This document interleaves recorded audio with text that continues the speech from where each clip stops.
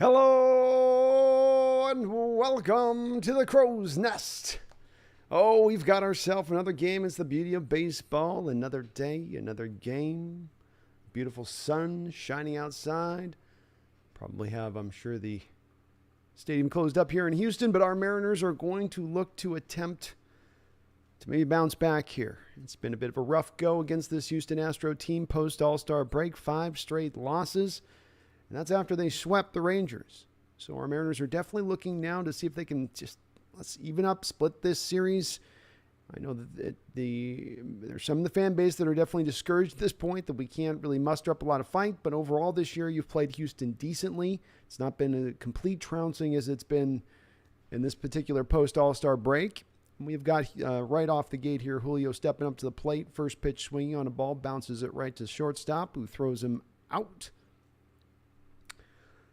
But by even up this series and moving on from it, I think you can set yourself up well beyond this. Of course, there's a Yankee series that's going to be very tough beyond this Houston one, but then the schedule does get easier after that point.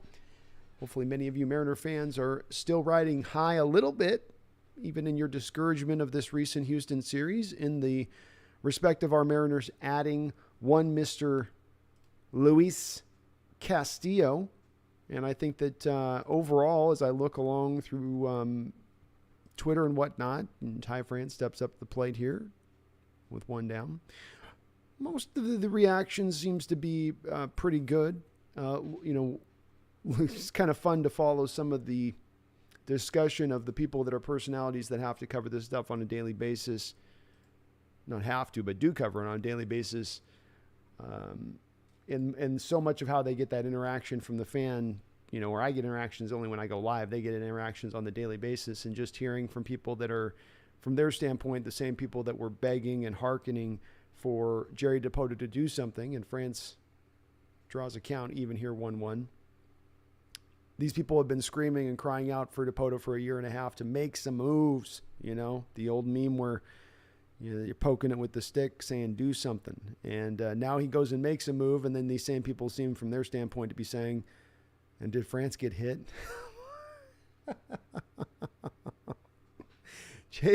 Poor JP, man. Like, you can look at him being hit by as many times as he is throughout the course of the season, and you can say naturally, oh, it's because he's hanging his butt out over the plate. But here you get a play where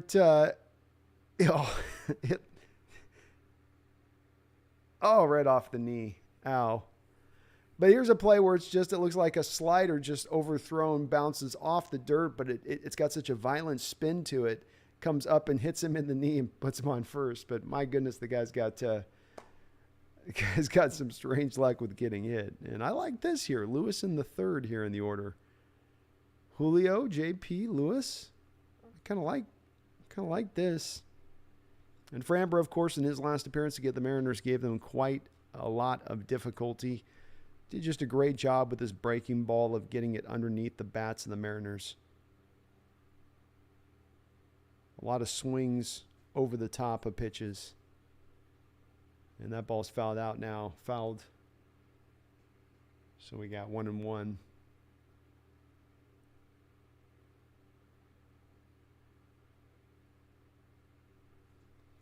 I think my deal doesn't update. I got to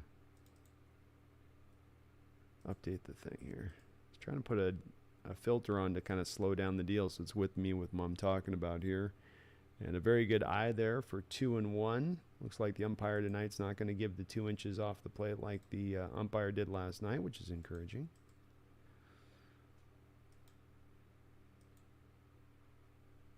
Let's go with like a 1.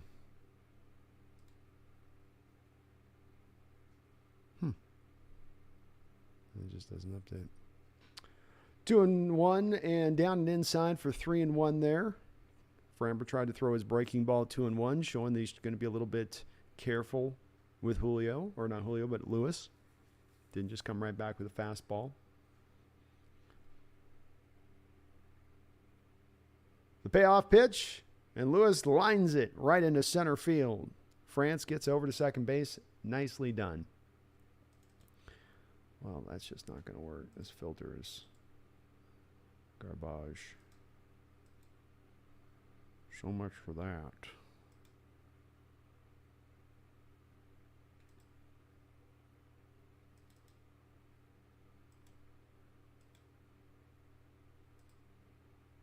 Don't know why my deal's not updating here.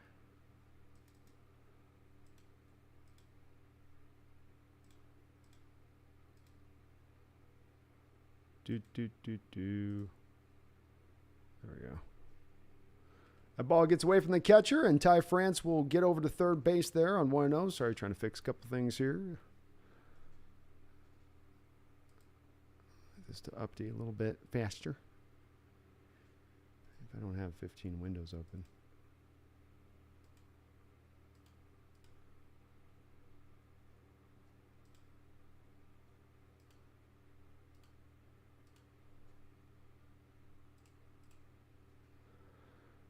Perhaps if we did that, huh? All right, 1-0. 2-0 now, sorry. Eugenio Suarez is up at the plate. We got second and third here. One man out.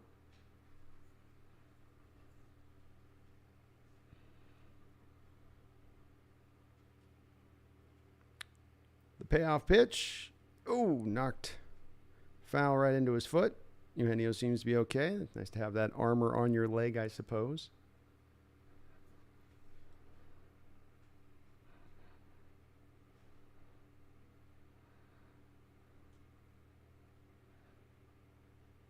All right, Valdez comes set here now. 2-1 pitch.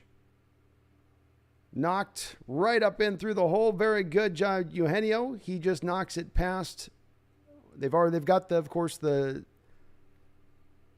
second baseman leaving that side to get over to the left to play to the shift, to play to Eugenio's pull. And Eugenio does a very good job of just staying with the pitch.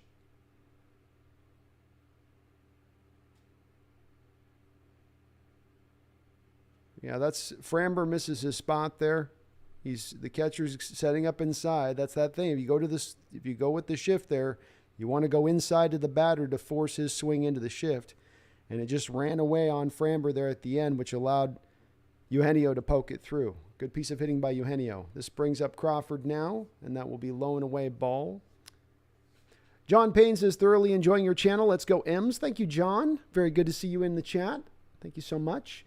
Says, John Ever says, do you think Jamal Adams is injury prone? Yes, at this point we've definitely reached an injury prone point here where our concerns are now becoming full on, I don't know, what's past concern, worry. I think my hope for Jamal this upcoming season is becoming quickly dashed as far as tempered. It's maybe the better word to use. We got a 1-1 count here now on Crawford. Runners on first and third, one out. See if he can lift a fly ball at least here. Bangs it into his foot. A little bit of limping around there. That one looked a little bit painful. He doesn't have any of that. He does have the armor there on his foot. But, man, that one just got right through it. I think it hit his other foot. He needed armor on the left. He needed armor on the left foot. Oh, man, that's got to hurt. That was right on the shin. Whew. Drawn Space City, it's good to see you in here, man. John, are you looking forward to Robo-Ump? I'm praying for a Robo-Ump.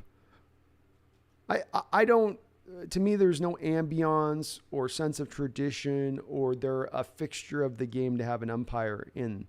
I don't think it's necessary. I do feel this way about football, though, as well. I think the sport's at its best when nobody has to question the calls of umpires, of guys that aren't playing the game. And a very good job there by Crawford on 1-2 to knock a very tough pitch away there. That sinker was just, Framber's got that not only that dip with the sinker, but of course also a little bit of that movement horizontally. 96-mile-an-hour fastball is banged foul. Good job to fought that off again by JP. He's got to be sitting there on the sinker. Fastball suddenly gets up on top of him red hot. You're not going to do anything with it. Just get the ball out. This is one of the reasons I do like Crawford quite a bit. 268 this year. Steady. Great defense. But he gives you some of these at-bats you look for where it's not always about, is he getting hits? Is he being a little bit of a sense of fight? And again, he fights off another very tough pitch by Framber. Great job here by Crawford. Good job by the Mariners here in this first inning to get Framber to work a little bit with 19 pitches here. Framber has absolutely owned the Mariners with a 5-0 record and a 1.64 ERA this year. Lewis standing on third. Eugenio Suarez on first. The payoff pitch. Knocked down. Looks like a double play ball. Back to first to second. And he is safe. Woo! J.P. Crawford showing off those wheels. Didn't quite hit it hard enough for the first baseman to get to the second, back to first. It was close. But Crawford just able to beat it out.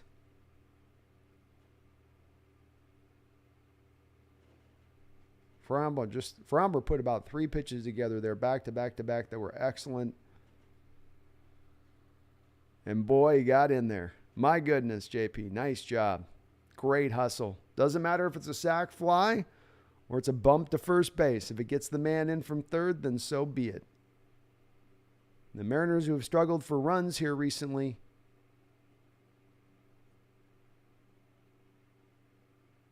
another nice pitch by Framber. He's starting to settle down this inning. For a team that's struggled with producing runs recently, this is a very good start for this Mariner ball club. Dylan Moore 0-1. Quickly 0-2. Moore's one of those guys in this lineup that you just, when I talk about a difference between him and a Crawford at bat, you see it right here, like the flip side of a coin.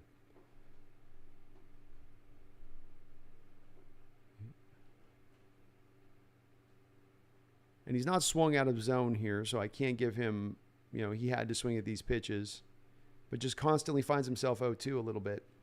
Framber with the delivery. Looked like his slider there. Was that his slider? That was not the sinker, right? Curveball. That's what he throws. Forgot about that. Yeah, he's got that nice curveball, especially on these right-handed bats. When he gets you 0-2, 1-2, he's going to bring the curveball 10. He brings it almost more 10-4 on the right-handed batters. So it does end up down more into an ankle range on them versus starting up on a higher plane up out over the plate. Throw over to first, keep him close. But I can't wait, John. Robo-umps are going to be magnificent. I mean, you're at the end of the day, are really at this point, they're still very good in what they do in their job. You're having maybe 9-10 calls a game at the most that are missed behind the plate. But nonetheless, it's human error that you can easily eradicate. Big Country, good to see you in here, man. Hope you're doing well. Sector 7, people were getting on me on Reddit. And that ball hit hard by Dylan. Nice job there. He says, people were getting on me about Reddit for talking smack about Winker. I get the last laugh seeing him out of the lineup today. Ha, ha, ha, ha. Hey, I mean, Winker and what he's been in his career versus what he's done coming here now to the Mariners are unfortunately two different things. And we were expecting that we were going to get, we were thinking we were getting kind of a Mitch Haniger bat. And we're just getting a guy who's just really scuffling. I don't know if it's just the difference of leagues. And a very nice pitch by Framber there, trying to get him to bite inside. And his catcher gives him a little nod too, like, don't worry about you missing on that. That was off the plate, but that's where you want to put that 0-2. Framber looked a little, he really had a nice bit of run back up over the plate on the inside there. And Framber was a little bit frustrated. It was a ball, but that's just a great pitch. The catcher goes, no, just chill. You're good there. And Moore's turning this into a nice at-bat. Framber throws a slider into the dirt and shows his frustration. Sends out a curse. It sounds like for 2 straight batters this inning, Framber has put them on base by hitting them after hitting the dirt. And it's not merely the Mariners are sort of standing in there taking the hits batsman. It's that he's got such nasty spin on that slider that when it hits the dirt, that ball just hit him right on the foot, I guess. Moore leaned into that one. Okay, on review. I don't know if he leaned into it. He was check swinging because it was such a nasty curve. And he check swinged it so hard, he was in the turn of his swing, so it hit the top of his foot. But that's 2 straight hits where Valdez and the coach comes out to kind of try to settle him down. You could see that noticeable frustration from the kid. Like, look, you're fine. We're 2-0. You got 2 outs here. You're all right. Randall says Randall's on the Oregon coast. 62 degrees never felt so great. You just got the hell out of Dodge, Randall. Sometimes you got to do that when the earth is melting around you. Alex says Luis Castillo, what a pickup. Awesome pickup, Alex. I'm very much in favor of the move. And I think people are going to be more in favor of it the longer we go and the longer that we think about it. You know what do you do great? Can you make the argument that if you want to go hopefully to win a World Series or something, you have something that's great? And the Mariners are potentially building that here with this rotation. And first pitch swinging here by Frazier. That ball was well out of the zone. Don't overdo it here, boys. Take your time, Adam. Adam's not been horrible lately. He's been kind of coming on a bit here. Oof, he almost took another bite on that apple below. Well below the belt. But he holds up. 1-1 count. Devin says, hey, Brandon, how's it going? So glad you're doing live streams. It makes for a good time. I appreciate you, buddy. Yeah, I appreciate you guys for watching. So I'm having a good time with it, man. I'll keep doing it if you guys keep coming in here. And beautiful piece of hitting by Frazier. He knocks it right up the middle. This is going to easily bring Crawford home. More moves on into third base. Eugenio Suarez and Frazier in this inning have done a very good job of not trying to lift pitches, taking it where Framber's putting it. On this one, instead of being on the outside part of the plate like Eugenio, this ball was just dipping inside. And what happened there is Framber dipped it inside to that spot you don't want to leave it into with lefties. And Frazier could put hard enough contact on it at that point to poke it up the middle. But a very nice piece of hitting by both Suarez and Frazier in this inning. That had some movement. Framber's getting his location has been off and where he's kind of putting it, but because you can see it's changing off the catcher's position pre-pitch a lot of times here, but it's not horrible. He could very well settle in here. Mariners now go up 3-0. Space City says no bueno. He could settle in here, Space. This hasn't been one of those ones where it's those starts you get pitchers where it's completely off the rails. As evidence here, he's got Haggerty quickly 0-2 on a very nice curveball there. Got him to swing right over the top.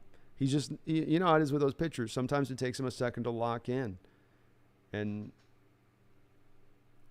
there's no rhyme or reason to it. Like you can have the exact same kind of warm-up time you ever had, the same kind of warm-up pitches you ever have, and just sometimes takes you a moment, an inning to kind of just gather yourself and get into your rhythm. Hard luck, too, on those 2 hits batsmen there for him. Those are two pitches where it's, he's not even really trying to press inside.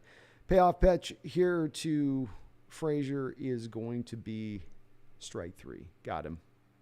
But a very nice inning here for our Mariners to open things up. 3-0. Chris Flexen's going to be taking the hill for our guys. But thank you, Devin. I appreciate you, man. Thank you so much. And all your support on that other channel too, brother. Daniel W. says, thoughts on Luis Castillo trade. Are you pumped? I'm super pumped, Daniel. I am nothing but in favor of this deal. I have cautioned patience in the past, but there, like all things, are more factors involved here rather than just one simple thing of we need to upgrade the rotation. That's a factor. What's going on with Kirby is a factor. The fact that you couldn't add, let's say, a bat or another arm after the lockout, like maybe Dipoto had thought he was going to be able to do, factors in.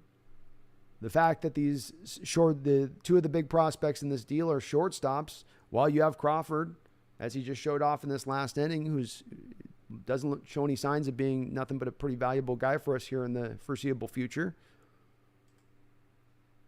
It all adds up to me to this makes a lot of sense to do this way. And so I'm glad they made the move. You have two years of club control now with this guy. You have a starting rotation that easily has an argument to be made that it is the strongest in baseball. And I'm I'm very encouraged by where we're at with this right now. I love this trade. As I've thought through it through the night and turned over in my mind, and I get the Marte thing. The thing I do also keep coming back to is, and I'm a guy that goes historically as I look through our Mariner lens. I don't know other teams as well. I know some of the other things and trades that have occurred. So this is just, certainly sample size to my team through the years. But those trades where you did go wrong, Veritek, the Bedard trade for Jones, center fielder at that time, who turned into be a pretty good player. They're never really a superstar type player like some people were fearing when we made that trade. You felt like with Jones and Veritek, you had two guys that were closer to the major league level at that time than you have here in trades with Marte and Edwin Rojo, because we're really not going to pay attention to the back end two pieces you put into this deal. It's those two guys that are making this work. And you go, okay, well, they're far away. And I've had times where we've had guys in A-ball that everybody was over the moon and certain that these guys were going to be the next dynamos. And they flamed out. A-ball is a far away a jump from AAA. And some guys can make that leap quick. Some guys can take a little bit of time. Some guys don't quite develop into what you think they're going to become. And so it's nothing of a certainty what a guy is in A-ball if he happens to be crushing it. So giving that up to me wasn't that top player in the farm system, two of your top 10 players in the farm system notwithstanding.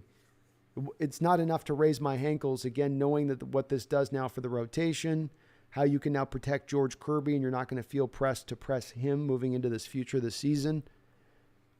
And I like how it affords us that. One less thing to have to look at and lock down here over the course of this next year and a half. And that ball is bounced on the ground on a 2-0 count by Jose Altuve. He is thrown out.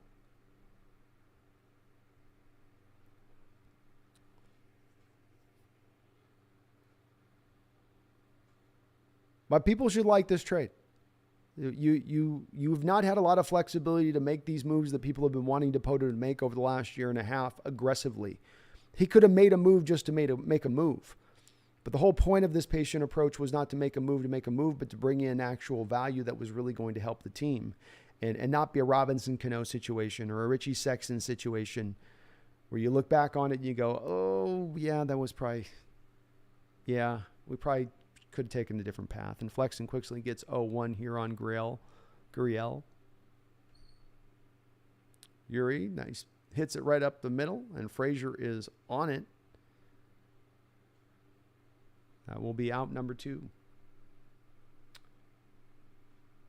Colby is my dad, says, great. There goes my parlay. Oh, no, Colby. Space City, it's the first inning. You guys put up 11. Hopefully you guys didn't use up all your runs last night, Space. Hopefully they didn't do that. And the man, the myth, the legend, Yordan Alvarez steps up to the plate, hitting .316, 30 home runs, 69 RBIs, and he's definitely had some success this year against Mariner pitching. Inside, what's a slider look like there? That was his cutter? Okay.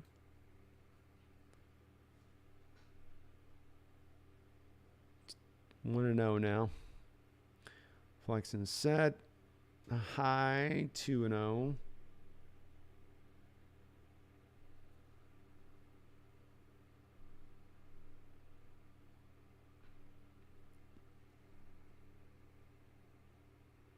The payoff pitch 2-0. Again high. Boy, I wonder if Flexen's just trying to be very careful with him. John Payne says pitcher has predator hair. It instantly makes you 4% better if you have predator hair as a starting pitcher. It's worth 4%. They call it the 4% pred bump. That's what I've heard it called.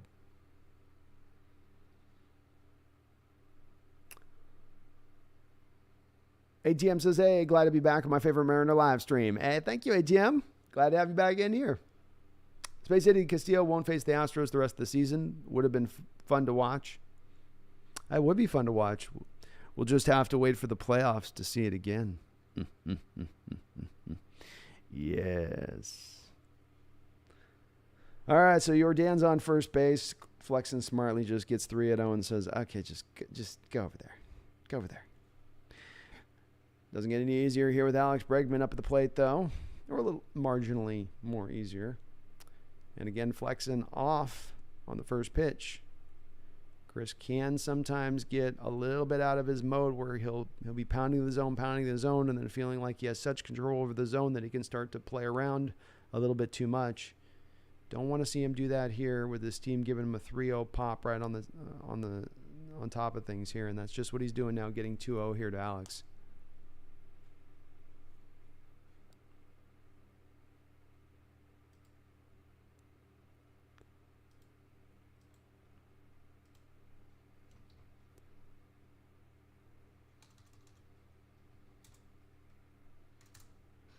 All right, 2-0 delivery here.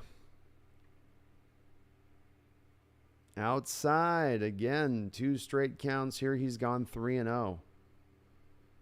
And Flexing not even close on these pitches. All very well off the plate. Jack Huffman, what's the score? We've got 3-0 Mariners.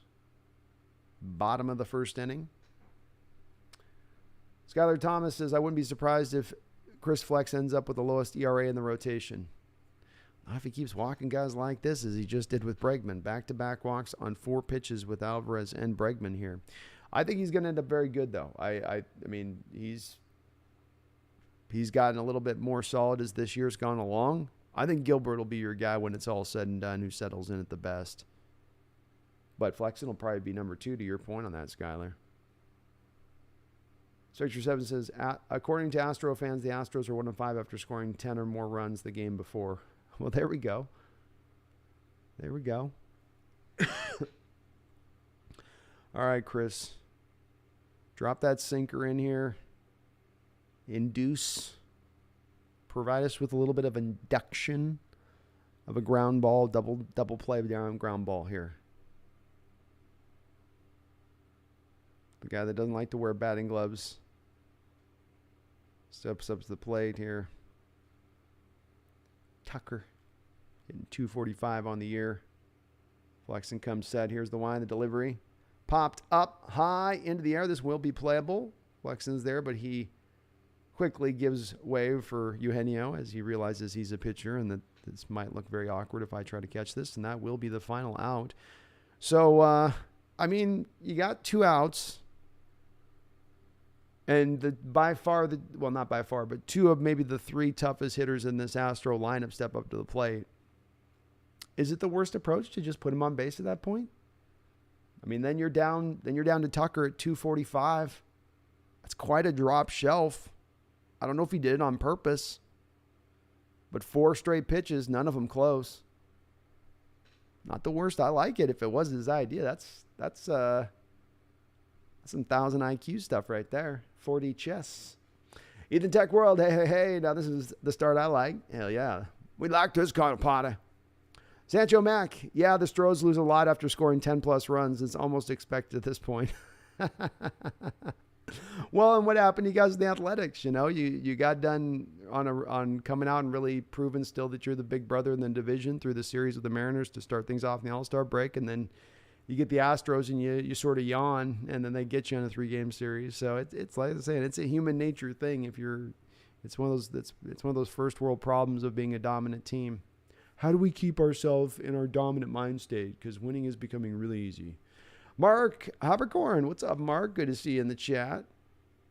Steven Cottrell says Flexen throwing this game. No, he's all right. He's locking in. He's just in one part Alvarez and Bregman. I can't blame him.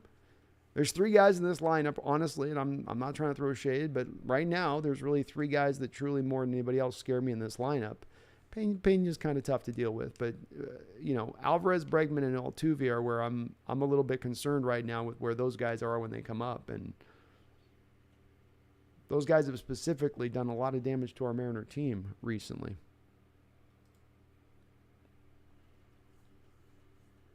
Skylar Thomas says the induction junction. That's right. Induce. Like a woman in labor. Paul Susia. I met Tony Ventrella when I worked at Ralph's on 4th Crow's Nest on the 5 p.m. news. Laughing out loud. Oh, hell yeah, Paul. He sounded like a pretty cool guy. He goes way back to my childhood. All right, Luis Torrens today is going to be out there for Cal, giving him a bit of a day off, which is a good thing here. Cal's caught a lot of games this year, and though Torrens has struggled, though, how about Torrens on the mound last night? Might have been our most effective damn pitcher. 1-0 count here to Torrens. Banged on the ground now. 1-1 out. Hell.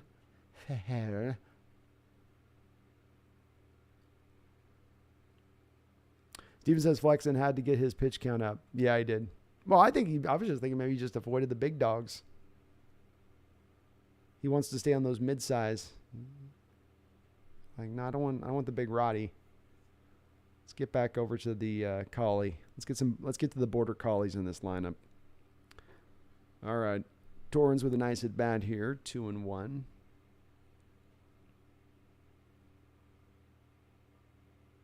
Hit high into the air, 92-mile-an-hour fastball. This will be playable. Altuve is underneath it.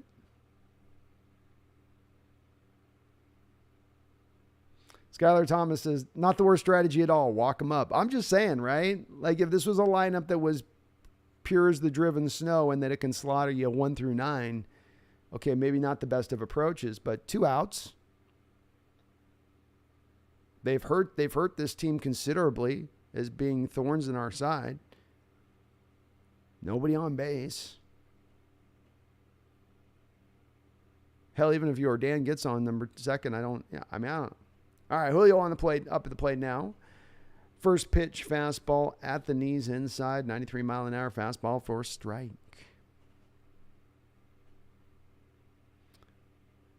Framber with the pitch now. Ooh, what a nasty curveball. He's got such bite on that thing. It's not the slow, big bending Barry Zito type. It's that like a cobra strike curveball.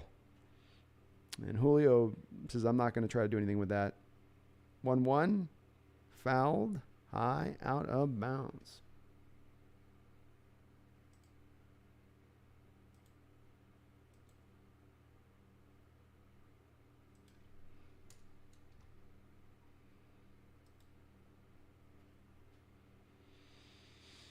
All right, 1-2 now here to Julio.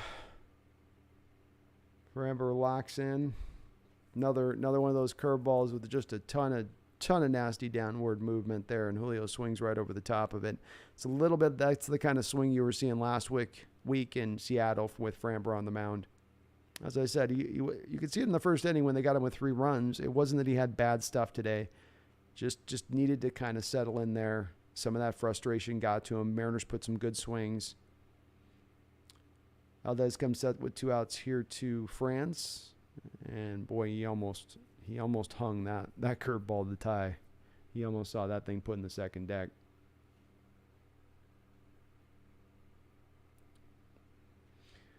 One over delivery here to tie. 95-mile-an-hour fastball. He got another pitch to hit there, right up in the middle of the plate. Little inside, but not obscenely so. Steve Cottrell says maybe the Astros will give the Mariners a couple of pity wins, laughing out loud. I'll take it. I wouldn't say no. I'll take their pity. Ooh, another very nice pitch there by Framber, and almost gets Ty to bite in the same way he got Julio to bite on the last at bat, but Ty shows very good plate discipline. Takes for 2-1. Ty hitting .309 on this season with 13 home runs and 52 RBIs. Payoff pitch here from Framber. Swing and a miss. Outside part of the plate. Framber's getting some swings and misses both with his fastball and curve tonight. As I said, it's a good sign for Framber. I know I got Astro fans here in the chat. It's encouraging for you guys. He's going to be tough. 2-2 delivery. The wind. The pitch. Curveball inside. 3-2. Well, at least the good news is here that the Mariners have gotten Valdez to work fairly well. Through 2 innings, he's already up to 46 pitches. Payoff pitch, Swung right over the top of another. Is that a curveball? Or was that his change? That was a curveball. It almost looked like a change. But very nicely done. Nicely done by Framber. He starts to settle in here. So Mariners up 3-0 here. Let's try this now. Why is it that this thing is... Maybe a second. Let me catch up on the chat here. Roy Alter says, finishing up on Verlander, he won 5 of his 6 starts against the Mariners this season, set a Mariners record for innings by an opposing pitcher against them at 42 1/3. Yeah, it's, and let's face it, folks, anybody that's been watching Mariner baseball over the last 20 years has seen some starting pitchers dominate this Mariner lineup at a very good rate. But, you know, he's definitely maybe done it as well as anybody. And I continue to marvel at his performance. I don't think he had like the A+ stuff necessarily that he had, you know, the other night or the other day when he played us in Seattle, when he was just absolutely on it. So to me, I was just like, goodness. But even with not having even with like A-, B+ stuff last night, still well above our heads. We were well over our skis against him. And he definitely has pitched well in these games. I will give this. We've also at times made his job a little bit easier in the approaches at the plate. It's the thing I know I do harp on quite a bit, but that's also a factor within that, I think, that's probably worth considering. Skylar Thomas says walking those couple Astro guys was a better idea than whatever team that was the other day that decided the pitching Darren Judge with the game on the line was a good plan. Laughing my ass off. Yeah, if you think about it, just to expand on it as a general strategy,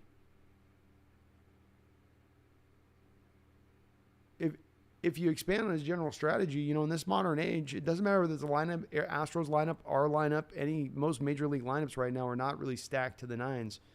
So, and first pitch by Flexen's a very, very, very, very nice cutter there on the outside corner.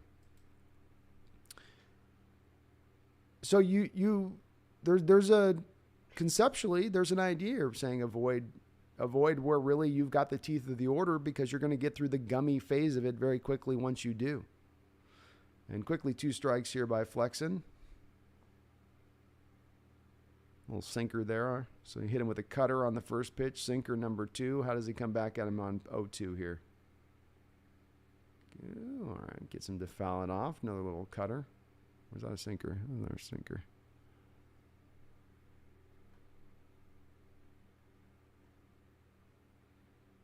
Ethan says, all right, Julio, let's go, baby. Yeah, Julio missed. Devin, I was at the game in the Kingdom many, many years ago, and Steve Balboni hit a game-winning homer in the 10th.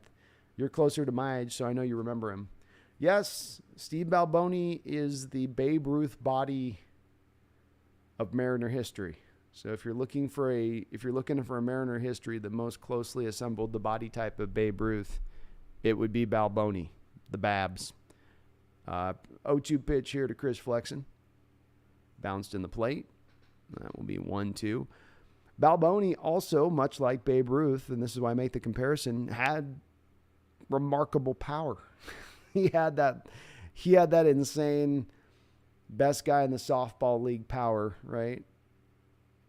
And you have to believe part of his girth was what made it happen. 1-2 pitch here is knocked high and foul out of play on the first base side. But, Devin, he wasn't great for a long period, but he had a couple years. I think he had a couple years where he gave us some reasonable power. And this was, I think, at a time that was before, I think that was right before Griffey, if I'm not mistaken, or just as Griffey was coming in. So you had a team that was very much bereft of many hitters at that time. 1-2 delivery here now. Fouled out of play. Pena doing a very good job here of staying alive on some very tough pitches by Flexen. Let's try this. Let's try 30.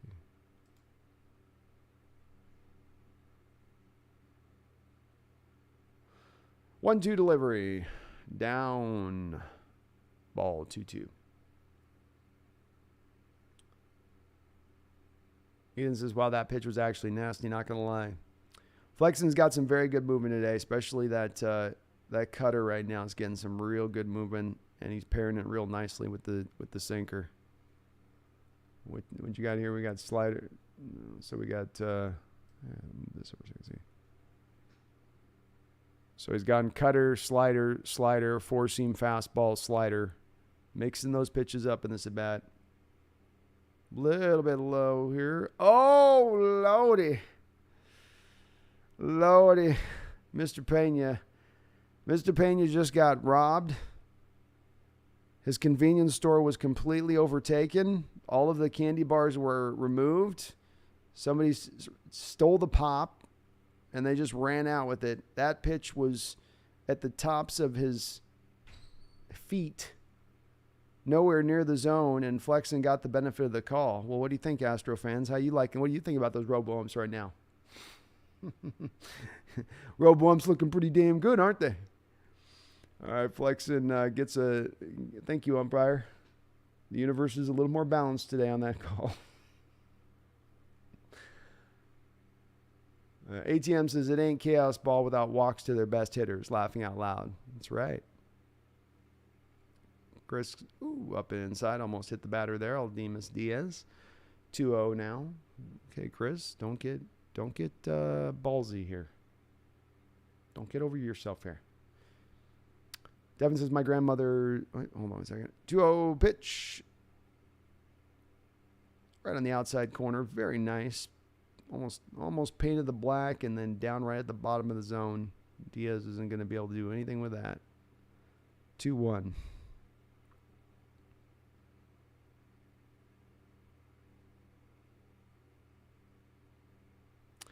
Outside, 3-1.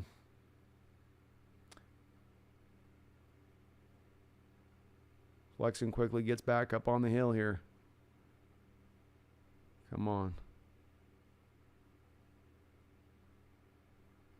Torrance sets up on the outside part of the plate, misses inside, and Diaz can only foul that ball off. I think Diaz was just so certain he was getting something off that plate because that's where they've been hammering him on this at bat, and he kicks at some dirt and frustration. That's a pitch he knows he normally can usually hit, but he's locked in that moment because Flexen and Torrance are just setting him up on the outside with almost every pitch, even when they're missing away here on this bat. You can see it on the pitch tracker. 3-2 now. Flexen with the wind. And misses inside. Flexen definitely not hitting his spots here with consistency early on. That is already the third walk in this second inning. My grandmother, says Devin, my grandmother's best friend had season tickets right behind plate, 6 rows from the fence. When she couldn't go, Dad and I would go and went to many. Would wait till the Peanut Man would save us. The Peanut Man was awesome back in the day. And the Kingdom, if you were low on the seats in the Kingdom, those are really good seats. It was really fun watching the game down that low. I mean, you felt very, very close to the action.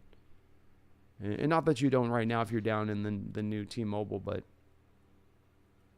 if you got high in the Kingdom, if you were up in the 300 level, you weren't seeing anything in a baseball game. You barely could see the white dot being tossed around. Tickets were cheap. But aside from that, it wasn't as fun an experience to watch the game. 1-0 now. Runner on first. 2-0. Again, Flexen just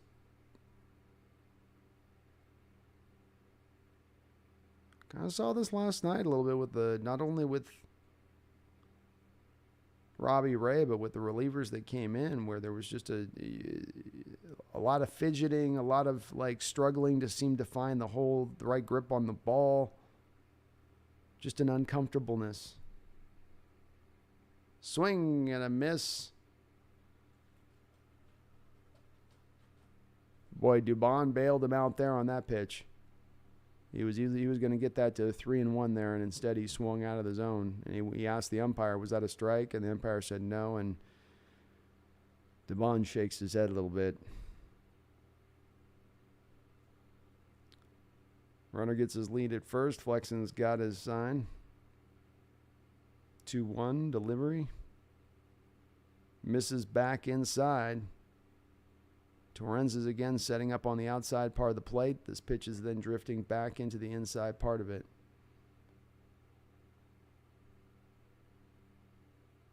Struggling a little bit to find where he's trying to find a spot here, and you can just not.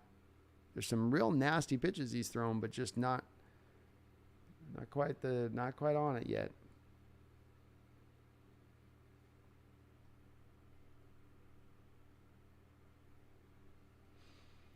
Delivery is knocked high up into the air. This is drifting into the foul grounds. And, JP almost goes up over the side, or does go up over the side. The Astros are kind enough to catch him. Very close there. And he's in enemy territory right now, fighting off fist bumps.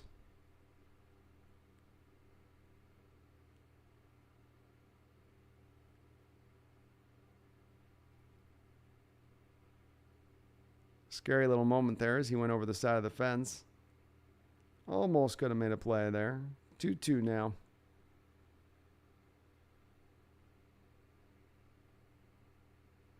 Astros are like, we could have stabbed him or something. Why don't we do that? Props the Astros for helping to catch him. Caught him like a baby falling out of a window. 2-2 count here to Mauricio Dubon. Swing and a miss. Hoo-wee. Nasty. Oh, it's a foul tip.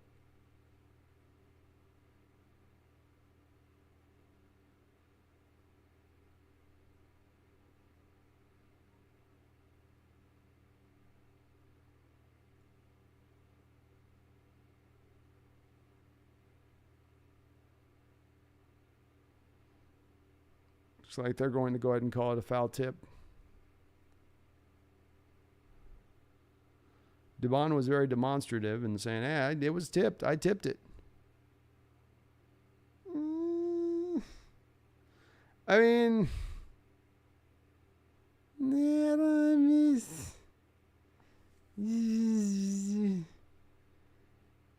I guess he clicked it with the top of the bat. It's a little sus. Just a little bit. All right, so here we go now. Runner on first. Flexen throws over and keep him close. You stay over there, sucker.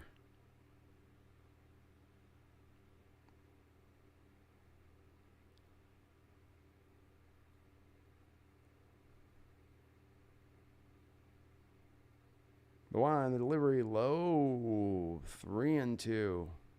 Flexen once again waving his hand over the fire, hoping he doesn't get burned. Flexen's walk rate this year has been right at Major League average of 8%. So this has not been a issue for him throughout the course of the year. He's been pretty good with his ball placement and not walking too many guys.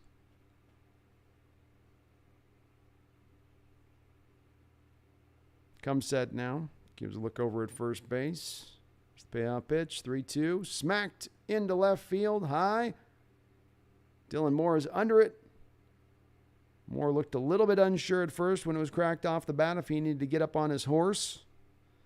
Took the horse to a trot, turned back. Then he thought he might have to jump there at the last minute. Instead, just kind of the ball fell down, so it all worked out well. But Moore definitely didn't look super comfortable on that track.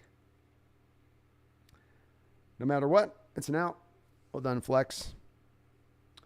Ethan says, we played the Angels in the Brawl series. We walked Mike Trout, which I absolutely had no problem with. Me either. No, Trout, we should just walk for all of history until he's like 35, 36, and he's just at that point where those guys are collecting $50 million a year salaries and they can't even play anymore. Once he's at the pool host stage. First pitch, ball one. Flexing.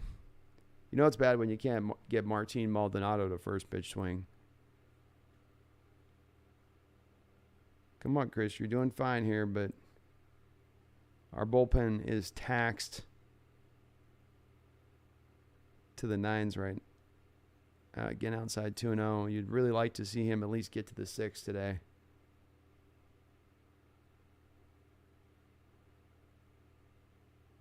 Flexen takes a deep breath.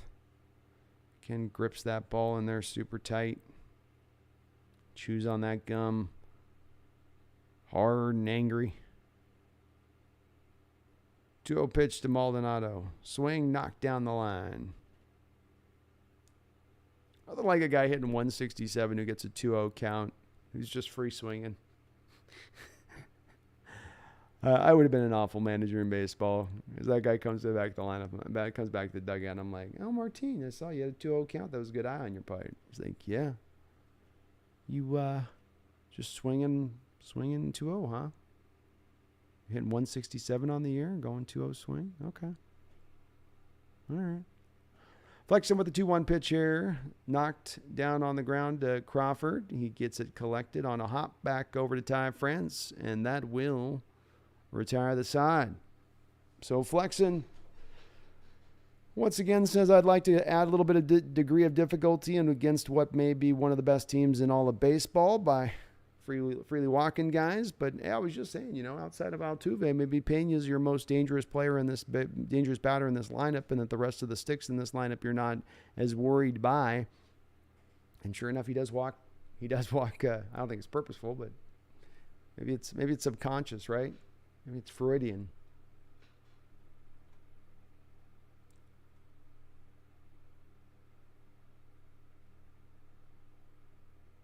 Stephen Cottrell says, I wish Mariner hitters could come out and have a few 9-pitch at bats. It's my big issue with the hitters right now. I'm not going to be a guy that's too harsh on guys not hitting up to a high average. And, I think hitting in baseball is a universal league problem right now. This is why they're taking away the shift. This is why they're talking about lowering the mound. So it's not just a problem unto us. But the problem that is unto us is the approach by some of the guys at the plate, and specifically their overaggression, their lack of protection, their lack of protecting the zone with 2 strikes.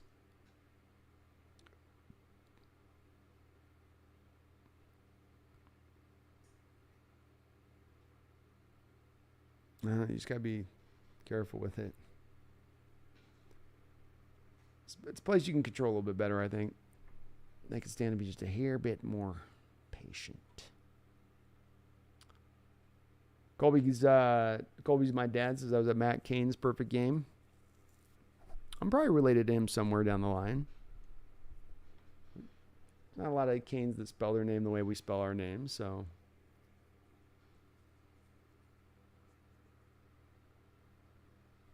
Perfect game it would be a fun one to watch. I bet you could feel kind of the tension in the stadium as you're in the 8th, 9th inning. You can always feel it with the fielders because they're always a little jumpy, like they don't want to be the guy to mess that up.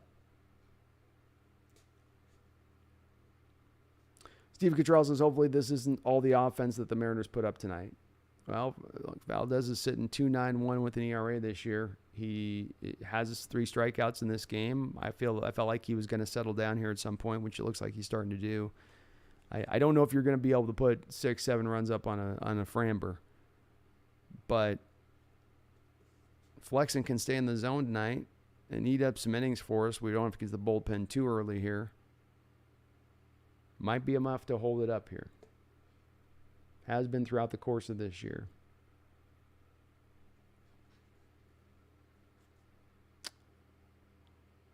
Kyle Lewis takes a first pitch 0-1. And I love the first pitch taking by Kyle here. It's a little bit like what I'm talking about. Don't be scared of an 0-1 count. Yeah, you might get yourself behind a little bit, and again, swings on 0-2 there on an. That was a change.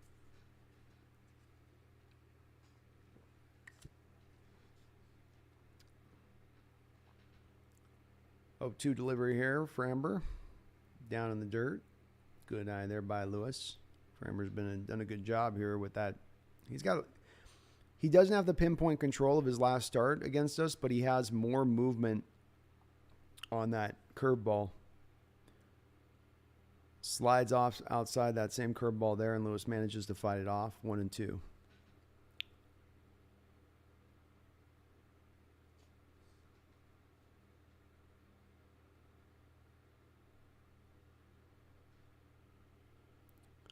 One-two pitch. Inside, 2-2. This is the kind of a bat we're talking about here. Like I said at from the very first pitch where I said 0-1, I like him taking there. That's where some of these other guys are just free swinging 0-1 every time. I know there might be a good pitch there, but don't be afraid to get into some counts here. Let's work Framber a little bit. Let's get the pitch count up. Let's see if we can kind of get into the Astros pen here at a little earlier on, perhaps. 2-2 delivery to Lewis. Down, another heavy moving curveball that just goes down in the ground. That'll take us to 3-2 now. Very nice approach here by Lewis in this at bat, though.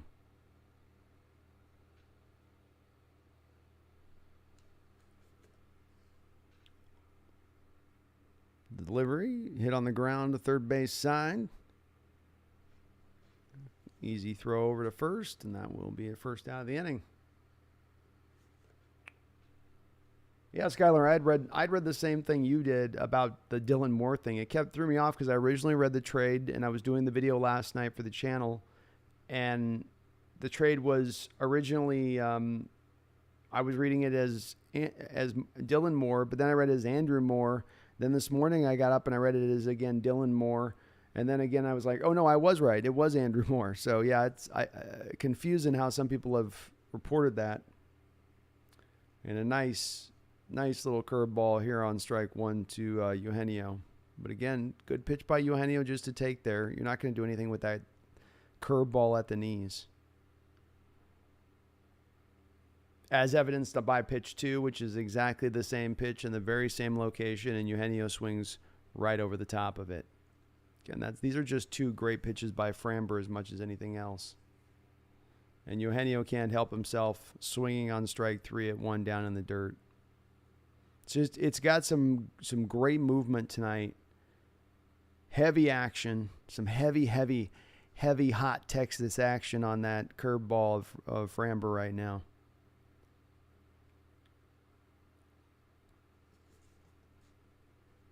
Reese Beast says, I subscribed. Well, thank you for subscribing, Reese Beast. You're amazing for doing so, man. Welcome aboard.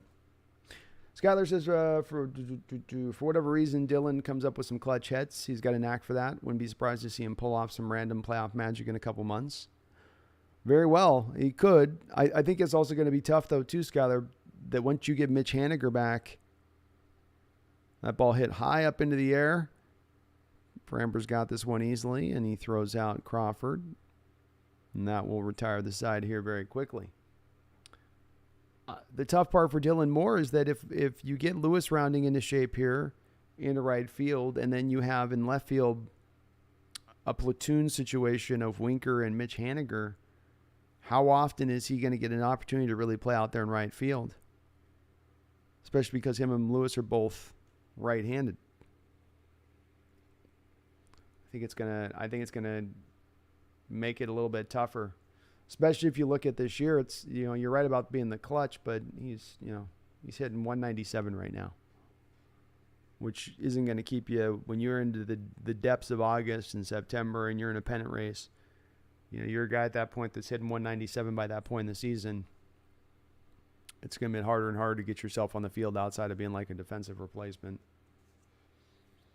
Ethan says, and with the Castillo trade, I see people complaining that we gave up 3 top 5 prospects. We only gave up 2. Levi Stout is in the 10 to 15 range. Yeah, I don't get that with Levi Stout.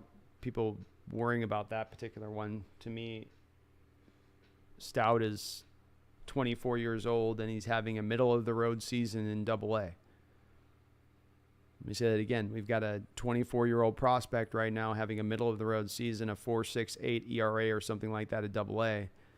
I don't know a lot about him, so but just on the surface of it there with that, are we going to worry about that much with that? I don't. That's not going to keep me up at night.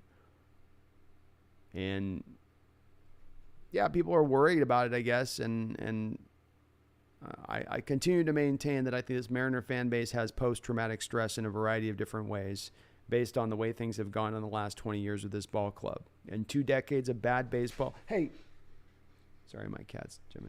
2 decades of bad baseball, bad front office management, bad breaks, prospects that break. That all culminates in this PTSD that exists in people to where they're now just sort of expecting the other shoe to always drop. And so you make a trade like this and they go Eric Bedard and Heathcliff Slocum and Jason. Just you go through the litany of those moves that were made. And it looks like Jesse Winker is taking over in left field. I don't know if something happened to Dylan there, but Winks is taking over, and Jose Altuve is up at the plate now as the Astro lineup turns over for the first time.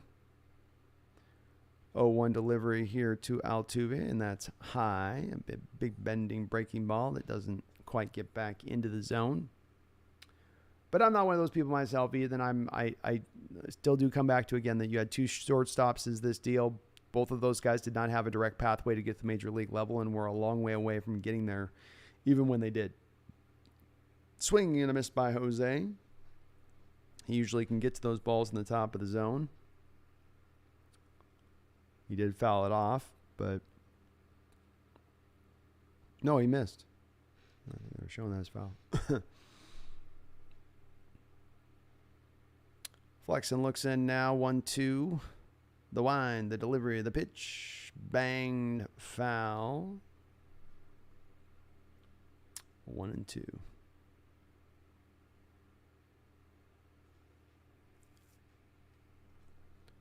1-2.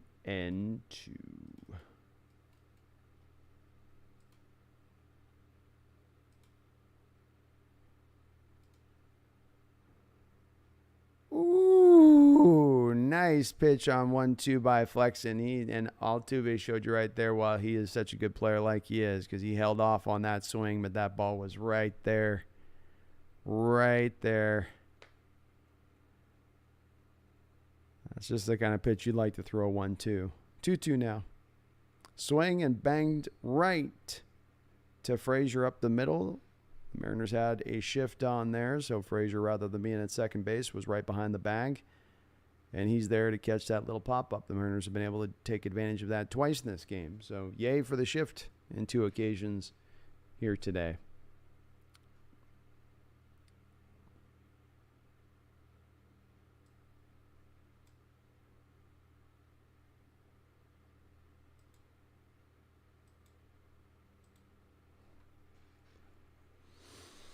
All right, Flexen comes set 1-0 here to Yuli Gurriel. 1-0, 2-0, 2-0 quickly. Stephen Cottrell, 21 pitches for 3 batters and only have 2 outs. Mariner hitters need to take note. That's right. That's how you get starters out sometimes, even when they're on dominant stuff, is just make them work, make them get through a lot of pitches. 2-0, as we're doing here with Flexen. You know, Valdez, you look at this game and you go, wow, well, we got him in that first inning and we really worked him. He's at 58 pitches. And Flexen's only right now, still with 1 out in this game, he's at 51. Flexen could end out this inning with more pitches than he has. And that's just this Astro lineup being patient and taking some pitches here. Like Yuli just did 3-0 to now get it to 3-1.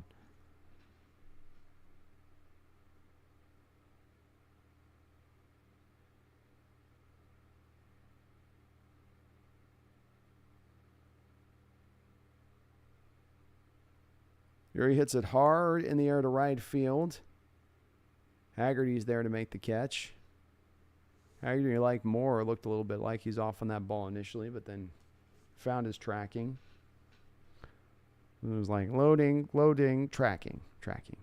ATM, anyone know any notable bats available for free agency after this year? I haven't looked at myself yet, ATM, so I'm not sure. I've got to take a look. And boy, this is just the kind of situation that you like to have Yordan Alvarez to come up, isn't it? 2 outs, nobody on. Let's see if Flexen does the old walk around here again with him. And misses low, ball 1. Nice little pitch there on ball 1, but ball 1 on a curveball. Jordan's hit 5 home runs and is hitting .372 against the Mariners this year. 2-0 count. Misses low there. Yeah, just stand up and walk him, man. Luis looking at the dugout. Yeah, stand up. Give him the arm out on the side, and let's call it a day. Dino, what's up from Liberty Lake, man? How you doing, brother? Hope all is well. And Flexen does miss high 3-0. Just walk him, Chris. Do not give him a fastball pumped in the middle of the zone, please, here. And Flexen's up to 55 pitches now. Good to see you, Dean. Steve says they should go out Charlie Blackmon from the Rockies. I always get worried with Colorado hitters. That thin air, and you know how it can kind of artificially push stuff up. And indeed, he does pump a fastball in there for strike, 3-1. God, we're up to 102 today. It's hot here. Jordan looking in, so he's going to give me a pitch. Swing and a miss. Flexen's like, psych your mind. I'm not giving you a pitch. You're Jordan Alvarez. You out of your mind?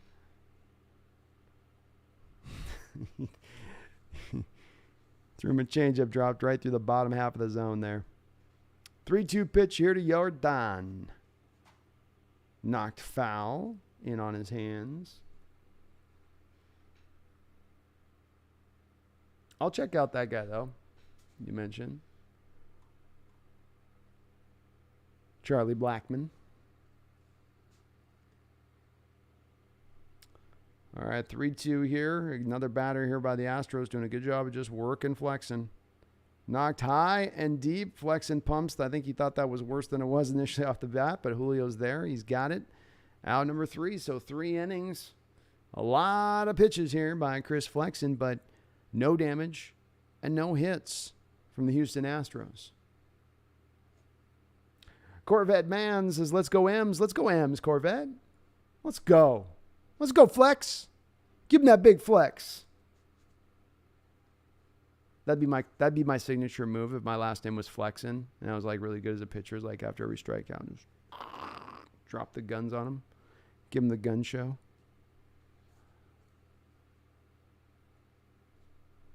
James Caldwell says, high mounds give fastballs a lot more movement. Smaller ones make the fastball flatter, making it easier to hit. That's correct. That's as I understand it, too. And I was originally opposed to this, James, but then I came to understand that when you actually look at it in Major League history, the mound has actually been messed with quite a few times. So though we're in a recent iteration of the current mound height, it is not like the golden ratio or something here. So if it's been moved some 10 times throughout baseball history, and you are in an era right now where you just can't quite get the hitting back into things, I like that better than, let's say, winding the baseballs tighter and trying to make it go like that. So I'd be okay with them if they wanted to take that approach, if they continue to see hitting being stilted like it is. I mean, the game, it's not good to have the game having multiple hitters in a lineup hitting 170, 220, 230, 165.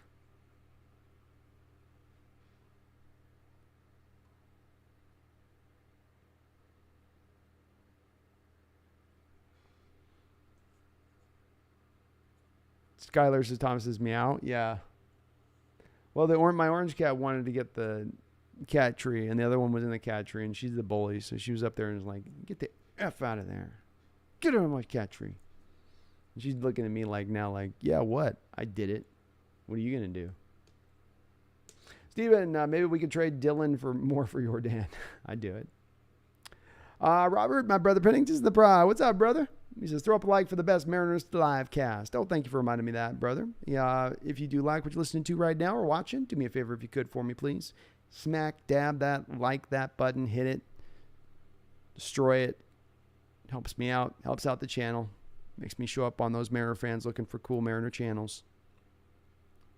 You'll be doing God's good work if you do so. And nice job here by Winker, taking 1-0.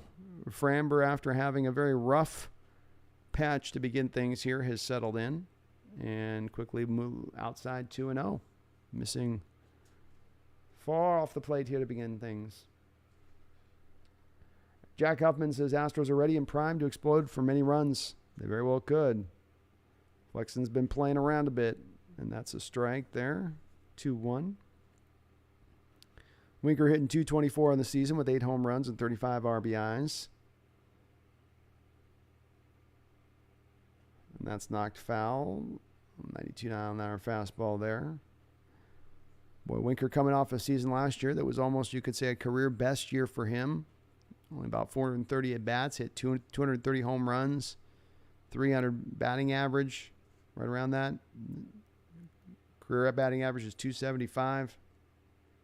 Good eye by him. Takes low. That'll take this to 3-2.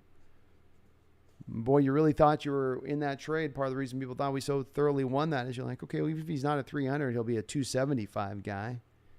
Be a good stick from the left-handed side. But indeed, he's kind of struggled to find a stroke this year. Banged up the middle. Nice job by Winker. There's a great at-bat and a great piece of hitting, which props to the Mariners today. And this is through a couple of guys in the lineup. Eugenio Suarez and the like. We had, I think, Frazier as well. Go up the middle with it here off this guy. You got to stay with the movement.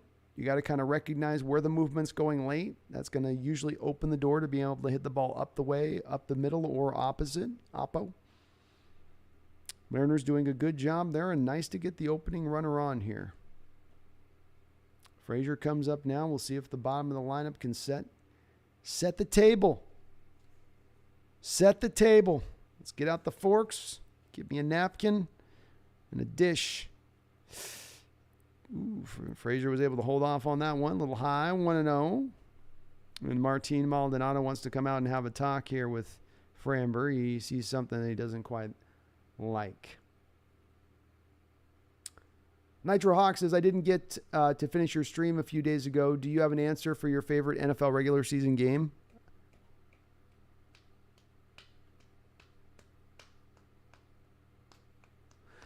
I gave it a lot of thought, and no other game was coming to my mind that was jumping out to me of the one that surpassed it, because it was so recent that I didn't like picking the recent game. But at the end of the day, I think it was a really crazy regular season game. And if you look throughout the history, like some of our craziest games we've had have been in the playoffs at times in Seahawks history. And so there's games I like better that were actually in the playoffs, and Frazier knocks it foul 1-1. So I do come back to, again, that San Francisco 49er game in the regular season with Jadeveon Clowney and the ebbs and flows of that game, how many people had a hand in that game. It had all of those elements, the rivalry with the 49ers as you were going in with it there. I still think that that's the one for me, but Nitro, I'm still trying to think of a better answer, because that one does still feel lazy to me as an answer. And Frazier takes a very weak swing at a ball out the zone. A little fooled there on that curveball. 1-2.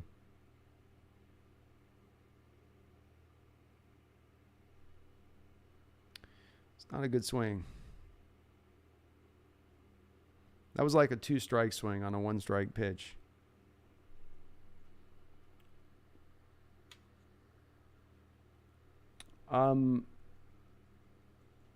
Knocked up the middle. Astros are there to turn 2. Frazier sprinting it out, but he is gotten. Astros were there up the middle that time. They said, we've seen you doing this all game. We've seen you banging this up the middle. Enough of this. We're putting our second baseman back there. Frazier just hit into the shift there. I think Frazier was trying to work that pitch to more left field. You know, those little line base hits that he does. And I think he was trying to go with the pitch, but just couldn't get enough in that direction. Pulled it a little bit up too much through the middle. Rory says winning more than 5 in a row against a good team is probably too much to expect. I agree. We're due. Especially because we have, up until this point of reaching this recent run of games against the Astros, we have played them pretty good throughout this year. Sam Haggerty steps up now with 2 outs, 1-0. Takes ball 2. Steve Cottrell, they got to pull Flexen going into the 4th. What I've noticed with Flexen is that he gives at least 3 solid innings of pitching before crumbling in the later innings. It's a very good point. The issue may be at hand here a little bit, Stephen, in the respect of your bullpen has been worked pretty hard, including last night where Robbie Ray got through just a couple of innings before you were already dipping into the bullpen on that one. They may feel like we want to try to give these guys a little bit of a rest here if we can and try to stretch them out, especially with the 3-0 lead. But it'll be interesting to see how Scott Service plays it from a strategy standpoint if he's touchy to the thing you mentioned about there with that. And nice job by Haggard here to draw a walk, and that will bring up Luis Torrens. Valdez is up to 72 pitches, so Seattle is doing a relatively good job here with him through. We're in the top of the fourth here with getting him to work as well. Both teams will probably find their way into the bullpen, and this game may become determined on which bullpen can better hold it down. All right, Luis has kind of struggled this year. I thought he had some moments last year where he really flashed for us, but I think he had the injury a little bit early on here, and he's just been unable to kind of do much so far this year. One of the reasons the Mariners have probably played Cal so much, especially with Cal's ability to switch hits, so you don't need to worry about lefty-righty matchups at the catcher position at that point. Haggerty takes a lead. He's 14 out of 15 in stolen base opportunities this year. The delivery inside. Good eye, good eye, good eye.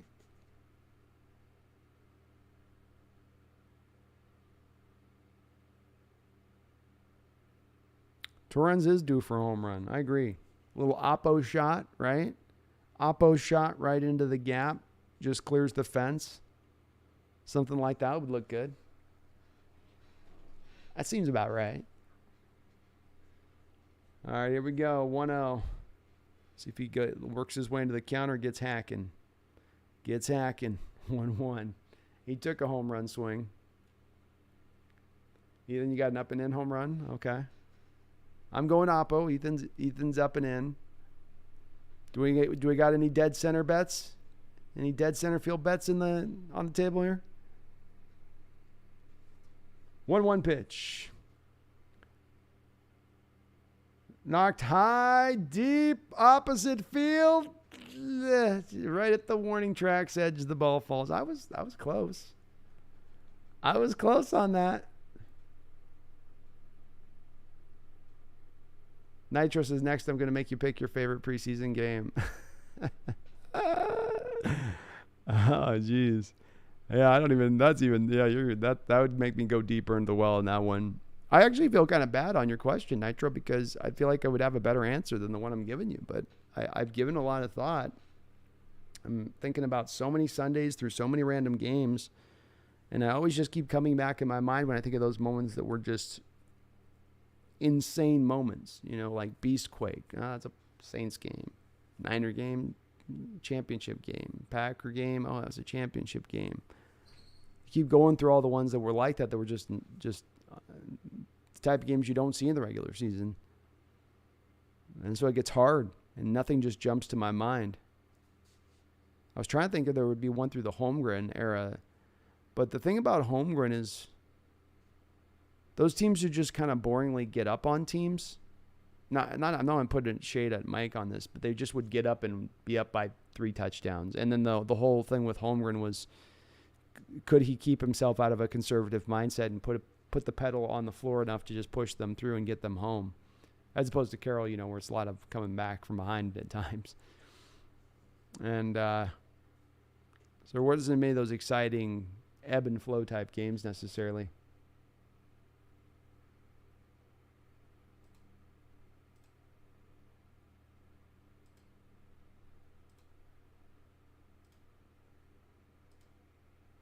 Bum, bum, bum, bum. I'm loving it. Oh, the Orn. Oh, the Orn.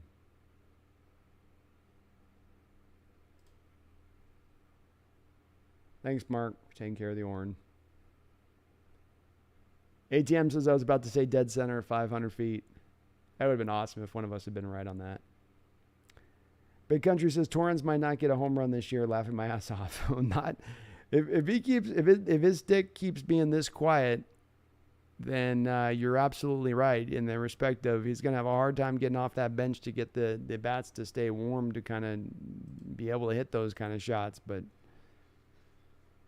it's hard to keep Cali off, man. Not just Cali. Hard to keep Cal off with what he gives you from a bat standpoint and also what he gives you behind the plate.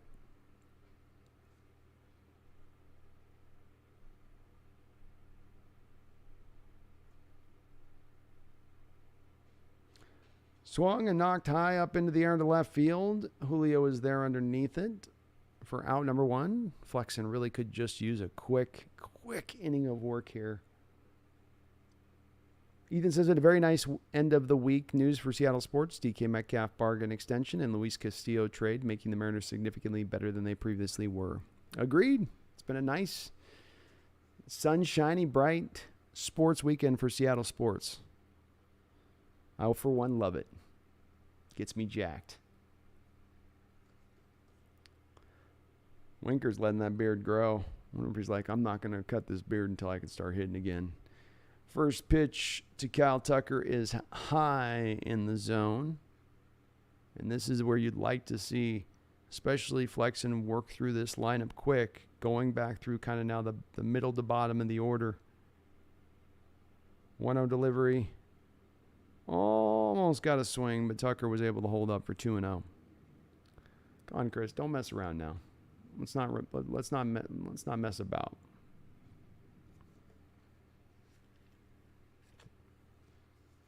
By the way, Nitro, I've got my favorite preseason game for you. That ball's hit high and deep. Julio back, and he is underneath it at the warning track, deep center field. That's, of course, that furthest part of the park to go hit it to. You gotta really put a ride on it to get it out dead center there. But that is out number 2. And very good job by Flexen here to remain aggressive this inning. I like what I'm seeing from him from that standpoint of things. But Nitro, I've got my favorite preseason game. It's the Russell Wilson second preseason game in, I think it's Kansas City. It's second or third, where he's in Kansas City. And he's just dropping dimes all over the field. Like, he was already doing well in preseason, and he was already basically ascending to the starter role. But he was just making absurd throws. I think he even threw one to Terrell Owens on a deep ball in that game. And you just went, really? This kid's might just be this good? Flexing again, as he has all game here, living 1-0 to Jeremy Pena. You have to wonder if maybe, again, like he has been with Jordan, and like he was with Pena on the first at bat when he drew a walk, if he's not being a little bit careful here with him. And indeed, he gets Pena to swing at strike 2, then is actually out of the zone.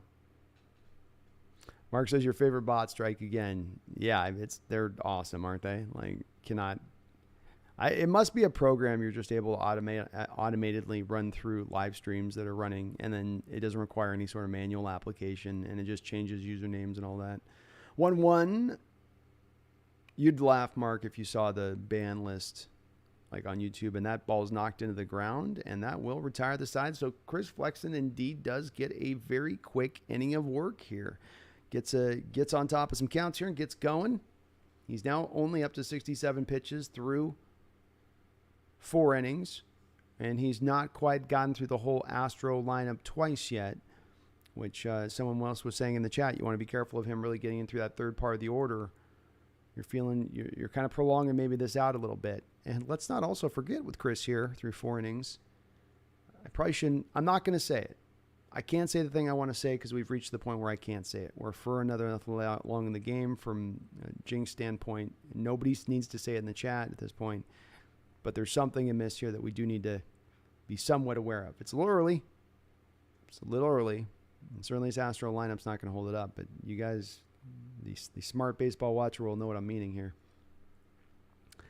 ATM says, I would say the Chicago Bears game in 2012 that started the end of the year dominance. That's a good game too, man. That was a good one as well.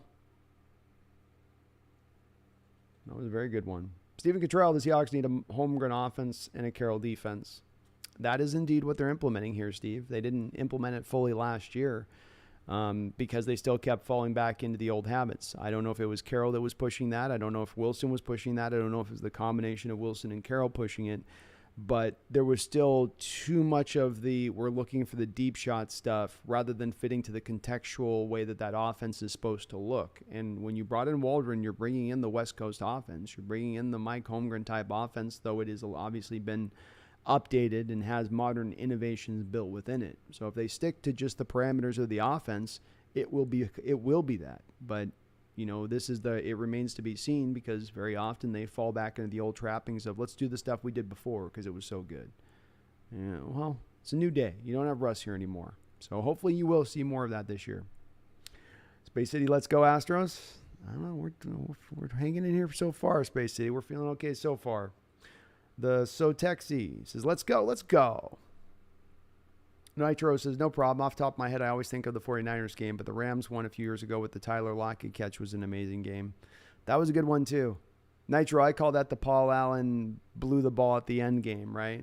I always say that his spirit, that was just after he passed, and it felt like his spirit blew that kick at the end of the game just past the goalpost. It's great. That was a great game, too, man. It was a good one as well. You guys are bringing up some great examples, some great possibilities for the contention of it. All right, Julio's going to lead things off here in the top of the fifth. Framber's gone 4 innings here with 3 earned runs, 1 walk, 4 Ks, 4 hits.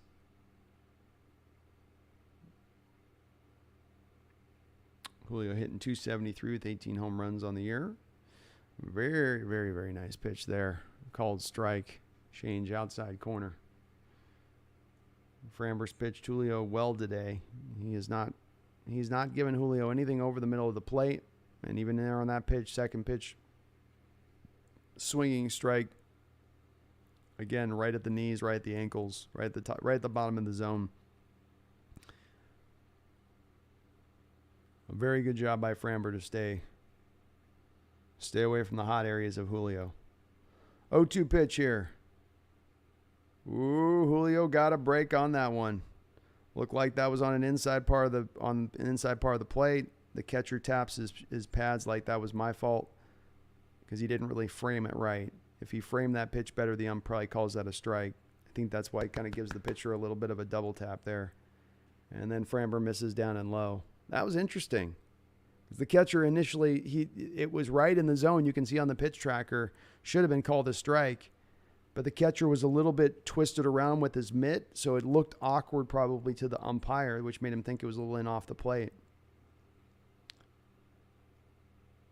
Very, very interesting. All right.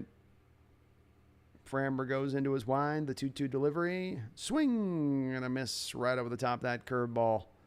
That was the Valdez special that we saw back in Seattle over and over and over again throughout the lineup in his dominating effort last week. And just getting those right-handed batters to swing up over the top of the curveball.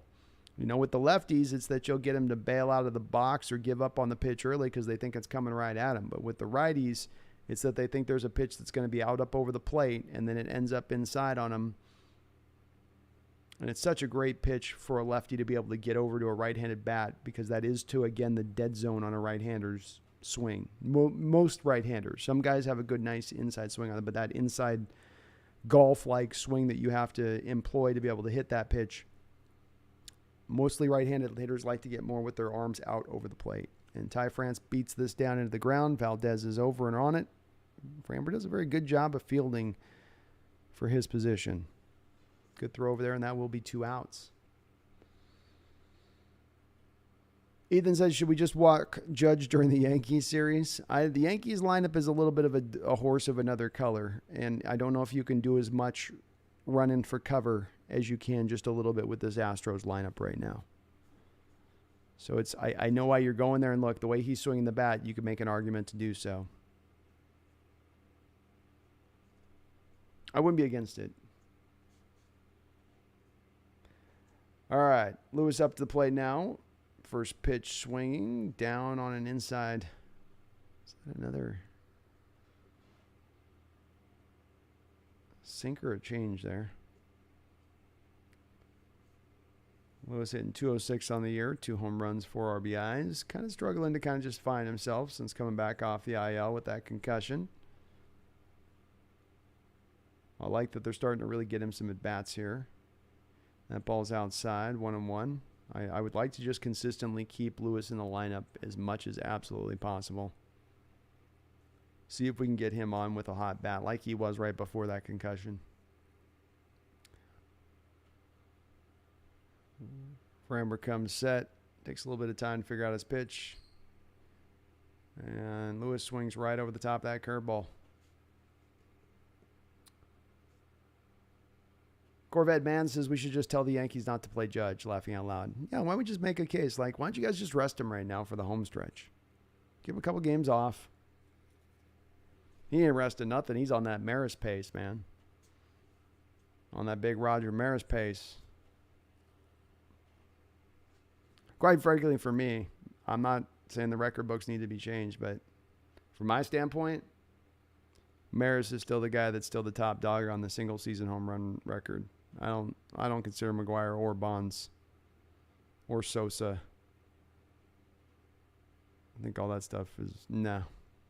Sosa didn't actually reach it, but 2-2 pitch to Lewis is down the dirt. Good job holding up, man. That's that pitch where he gets it starting out over the plate back at their feet, and it's got such nasty spin on it that it really moves from one plane to the next. And those right-handed hitters, man, it's like a fish in the water that's just got the perfect lure being dropped beneath them. They can't help it. To them, it must look like a hanging curveball, and it's just not a hanger.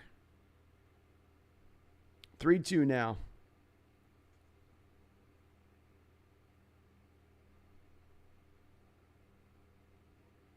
Astros playing Lewis straight up. Swing and a miss right over the top of it. It's a brilliant pitch for Framber. He can throw it all day long. He almost doesn't at times need to really mix much of his pitches up because that curveball is just it's so gnarly. It doesn't have that slow movement to it that you usually get with a little bit of it, where a hitter can eventually time it up even if it's got the movement. It's snappy. It's very snappy. Big Country says Judge might pass Maris' record. He might, man. And look, he's trying to play for that next contract too. Like every home run, his contract's going up like an extra $1 million probably a year or in total. Alex Heining sings, Alex says, what will baseball look like in 50 years? What a great question. I do think eventually they lower the mounds. Robo-umps. So no longer will you have... They'll have a base where when you get into the base, if the runner's safe, the base will turn green. And if the runner's out, the base will turn red.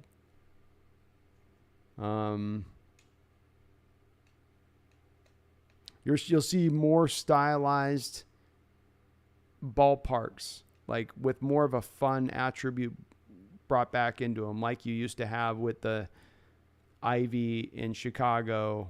They don't. Do they still? Did they? I thought they took the Ivy down, but Ivy Chicago, Fenway Monster, stuff like that. They tried to do it here in Houston with that stupid hill, but you'll see a little more personalities in the stadium. And probably 50 years from now, because they'll have made modifications for the rules to open the door for more runs, you'll probably see a lot of records. Hulk smashed. Spectre says, uh-oh, Brandon, don't do it. Don't say it. I'm not saying it. I know better. I'm going to go sit on my end of the bench over here. We're going to go leave Chris over on that end of the bench there.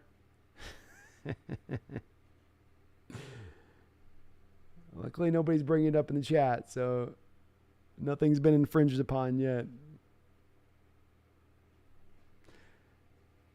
All right, top of the fifth inning here. Flexen getting set to Diaz. Swung on and hit high down the line on the line, and that ball is out in a hurry. That thing was FedExed, same-day delivery, and Diaz put it down the line. The no-hitter is dead. That's what we were trying to not talk about. I think we got too close to talking about it. I'm blaming that. Well, hard to fault Flexen there, trying to just get ahead of the hitter. You got a 3-0 lead here, trying to keep, again, get the pitch count down, stay up on this count. Left that just right up over the middle of the plate. And I'll tell you, Flexen's had a very good game here today, but he's definitely at times struggled with his control and ball placement. And you've seen at times his pitches drift from where Luis Torrens is setting up to where he's trying to locate it. Same thing even on that pitch, which is a strike high. Torrens is setting up low and away, and he ends up high and somewhat back into the middle of the plate. It's where a little bit the pitches are drifting a little back into the middle there and up. And he tries to correct it on that pitch with a slider that he just really overthrows to try to make sure he can ensure he can get that downward throw on it a little bit. Steve Cottrell says maybe the Yankees will trade Judge to us. Laughing out loud. Could you imagine? That guy's going to cost all the money. Strike on that. What a nasty little... Was that a... Yeah, that was a nasty sinker. Was that a sinker they're calling that? Geez, that sinker was... Boy, that pitch just hit and... Vroom, that's like you put it in the back of a tire of a bike that's going like this and you rev it and then you put the ball in there and it goes... Or a jugs machine. You got to swing on it, though. That thing is... Flexen's got some real nice movement today on his pitches. You got to give him that. And that ball's knocked out foul.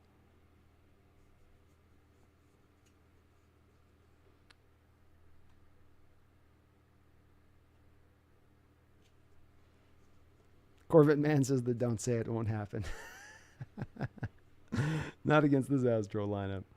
1 and 2, knocked high up into the air. Julio barely has to move a step or two to his right there to be under it. He's got it. ATM says the Hail Mary game was fun watch. Seeing Rogers get sacked like 6 times before the half and getting the call in the Hail Mary was a trip unless you were a Packers fan. Fun fact, ATM, I was in that stadium for that game.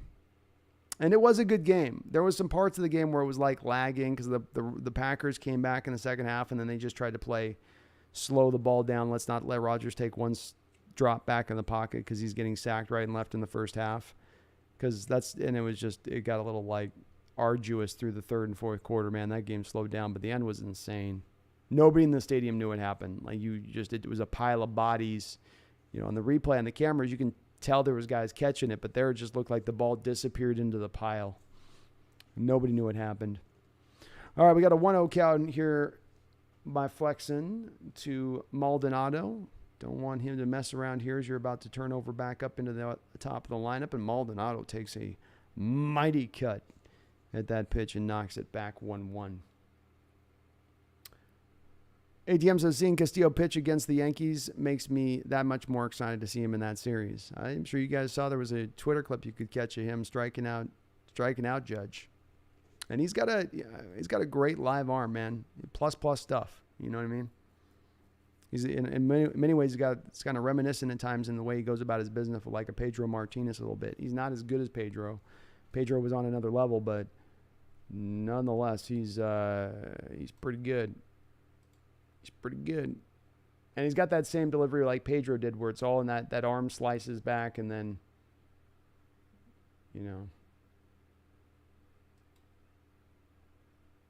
that's that,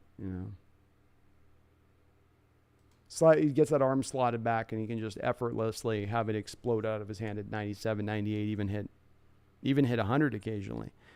And that's where, you get those pitchers that have to sometimes generate that torque with the leg kick and the twist in their windup, and that stuff can sometimes then make their accuracy a little bit off.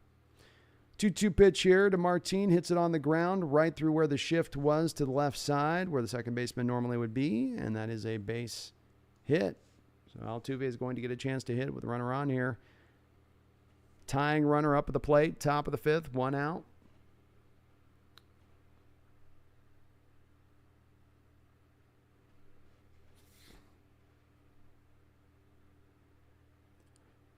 Sector 7 says it would have been a combined no-hitter anyway. No way Scott lets him stay, I don't think. Probably not. Not with where his pitch count was. Goyo Falcon, I'm very disappointed the Astros GM hasn't done anything in the trade deadline. There's a couple days left. I do get the impression a little bit, Goyo, that a lot of general managers are playing a little bit more conservative at this trade deadline. The Mariners offer that they gave to bring in Luis. And the first pitch into Altuve is a very nice little cutter there, it looked like on the outside corner. 0-1. But Seattle reportedly blew the Reds away. It blew any offer that was on the table from any other team at that time with the Castillo offer. You know, kind of like, we want him now. We're going to go well beyond what you're being offered here. So it does seem like teams are being fairly conservative in their approach with it. And that includes the Astros maybe with it. But nonetheless, there is still a couple more days left, and there is always a little bit of last minute action at the trade deadline. So you never know if they don't move back into it. If I was the Astros here, I would be looking to try to add another bat into this lineup. I feel pretty good about, I wouldn't be opposed to reliever as well or something like that, but the bat seems the straightforward place here. And Altuve knocks it back foul, so we've got a 1-2 count here. Runner on first, 1 out. Seattle's up 3-1 in this game. Big Country says backup refs were a nightmare early in 2012. They were indeed. The Fail Mary game, I still maintain that was a catch by Golden Tate, though. I still push back on the people saying that was an example of it. That was the right call. 1-2. High to Altuve. Try to get him swing up out of zone.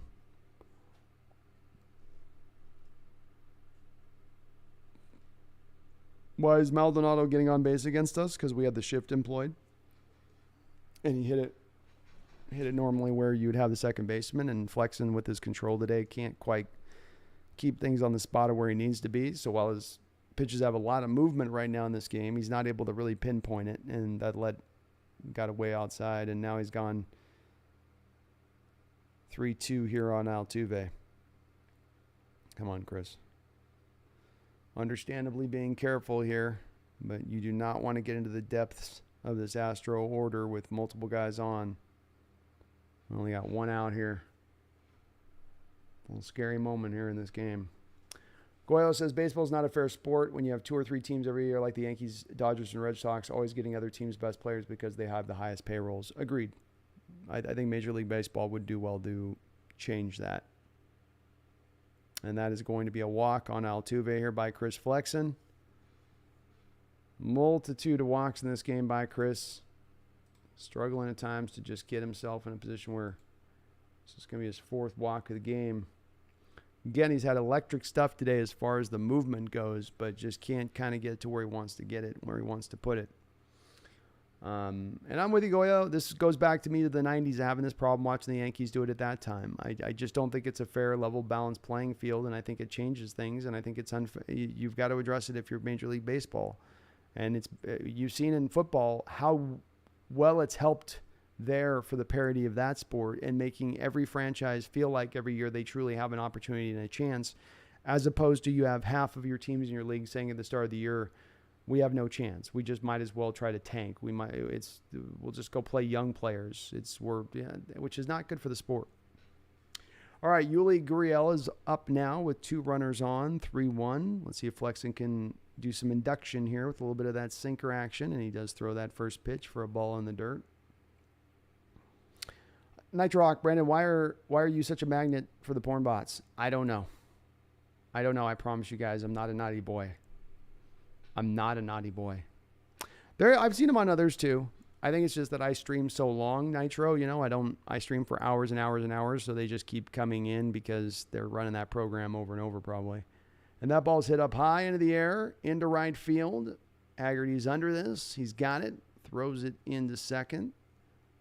Maldonado, of course, is a bit of a trash can out there, so he's not getting over to third. So you still have runners on first and second, but unfortunately, he is stepping to the plate. The man they call Yordan. Mr. Alvarez steps up, hitting .315 on the season, crushing your Mariners throughout this year to the tune of a .372 average and 4 home runs. He's 0 for 1 in this game, having drawn a walk in his first at bat. Chris takes a big, deep breath here. This is going to be very interesting to see how he pitches him. Runners on first and second. Seattle up 3-1. Oh, Lordy. ADM says, sadly, I think Shohei's going to stay with the Angels, knowing how much Castillo went for. Hate the team he's on, but mad respect to his game, for sure. I don't think there was any chance you're going to get them to trade within the division, really. Teams don't like to do those trades. 1-0, hit on the ground. Oh, well, there we go. Very nicely done by Flex in here. Jordan didn't get solid contact on that pitch at all. Just banged it right into the turf, into the grass. Flexen gets out of trouble.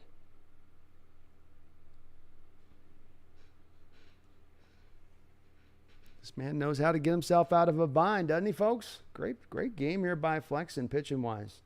Doesn't have perfect stuff, but he's showing some moxie out there. Showing some guttiness. James Black, Flexi heard your call. He heard your call. King Pookie Nation Alvarez says, any trades go down besides Chris Martin to the Dodgers in the Ray trade? I haven't seen so far, Pookie Man.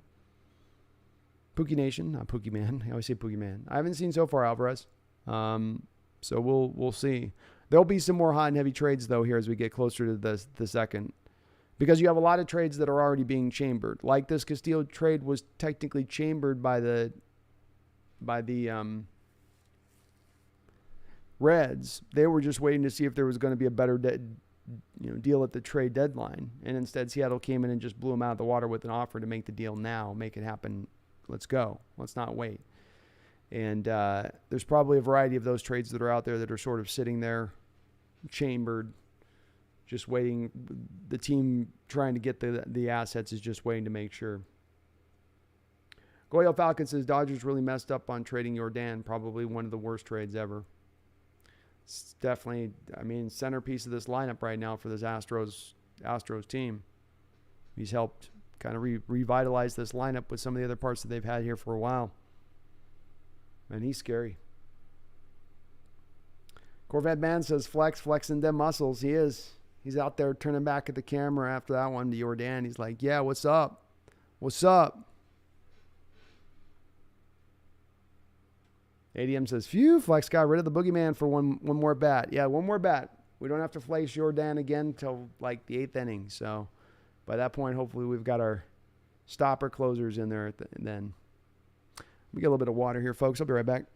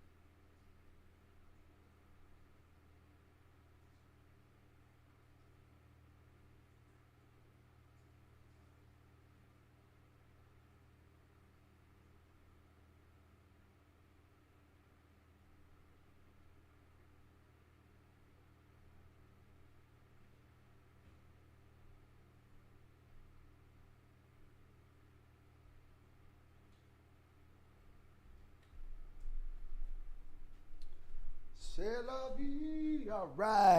All right. It's getting interesting here. Top of the 6th, 4 innings to go.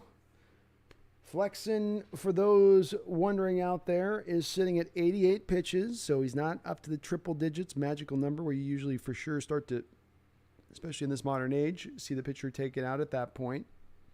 Analytics tell you after 100 pitchers, the pitcher is less effective. Crawford steps in here and takes a first pitch strike. JP is 0 for 1 in this game. Strike 2, 93-mile-an-hour fastball right in the middle part of the plate. I think you got JP confused there. JP was looking, I think, curveball. And JP looks down at the ground here, takes a second to think about it. Gathers himself, takes a big breath. Valdez has certainly settled down after that rough opening. Seattle has really not done much to even threaten him at this point since then.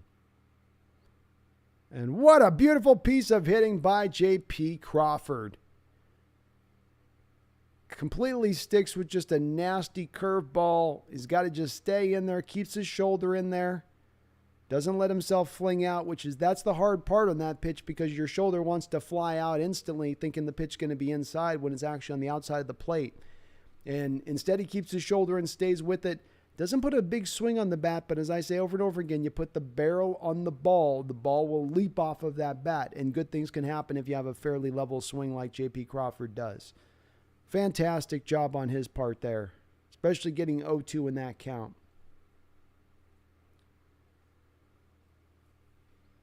So you got Jesse Winker up to the plate now. Wink is 1 for 1 here. Ooh, that looked like a good pitch. Fastball inside, and Valdez wanted it. He's looking back at the umpire. Umpire's not going to like that. They don't like being showed up. Valdez is giving him a look like, you son of a... Where was that call, Blue? And he's got a point. That thing was well in the zone. 1-0 pitch. Winker hits it on the ground to second base. The double play ball. And that's just what happens. That will retire the side. So, again, Framber continues to work well here. Showing you the Predator haircut does work and is worth 4% better pitching performances we will soon get to see from Luis Castillo. Mark says, I wonder if YouTube gets a kickback from these orange sites. It happens way too much. I agree, man. The fact they can't catch it, and it's been a problem for a while now. That's the thing. It isn't just a new issue, but it's proliferated, and it's like I don't get. James Black says Flexen has that dog in him. He does have that dog in him. You know it. You can tell by the way he chews his gum. Goyo Falcon, as an Astros fan, I'm pulling for the Mariners to make the playoffs. I can feel you can make some nice with your new pitching addition. I agree, man. I think we'll get it. I think you guys got this division, no matter what happens in this series. I think we can creep into the playoffs. I think you never know what could happen this year, but I think as much as anything, next year is really our year to really start to make that leap. But agreed. Thank you, man. We're just chasing you. King Pokemon Nation says, your thought about the Tim Anderson bumping the ump? I remember that vaguely, but I also kind of forget about it a little bit. You can't ever bump the ump, though. You can't call him a sea sucker, and you can't bump. That's the golden rules unwritten rules in baseball. Can't call him a sea sucker. Can't bump him. Classic Wink, says Corvette Bands. Yeah, Winker's just he's just kind of been there in this lineup. He's just sort of there. He's in it. He's there. Steve Cottrell says, for the love of God, get rid of Winker. Well, I just, when Mitch Haniger comes back, don't be hesitant to be giving him at bats. That's my thing with it. Is get Haniger in there and let him go. Because Winker's done nothing to be able to hold it down over on that side.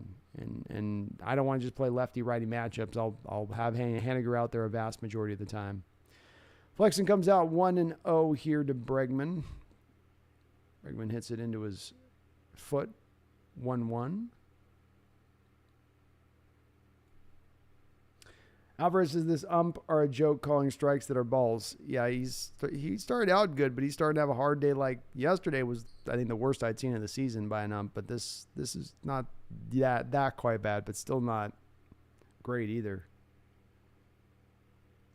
1-1 delivery by Flexen here to Bregman. Kind of hung that one, 87 mile an hour cutter there that just kind of stood over the front part of the plate. Bregman couldn't get the barrel of the bat on the ball. 1-2.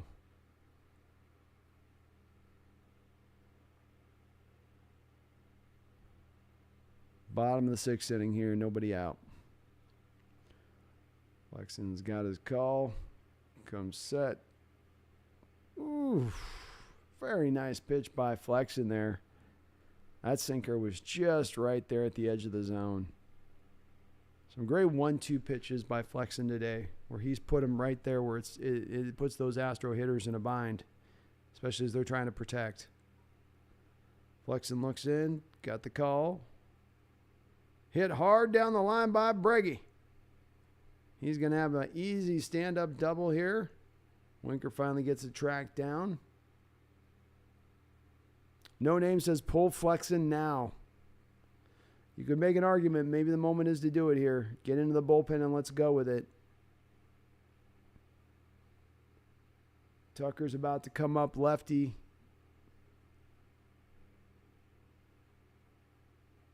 Bregman just hit that on the line. TJ says 2-run lead means almost nothing. I mean, it means a little bit more if you can get into the heart of your bullpen. You're a little premature right now, obviously. And you know Service is sitting there going, man, we just don't really want to get in the bullpen quite yet here after where we're at with this series. But I can understand somebody saying just pull him here. That's not what you need on the opening of this inning. And Tucker, first pitch swinging. This is going to be knocked high into the air. Suarez looks like he's got a line on it, and he does. Out number 1. Okay. Nitro Hawk says, give me your top 3 Mariners of all time outside of Ken Griffey Jr. Great question.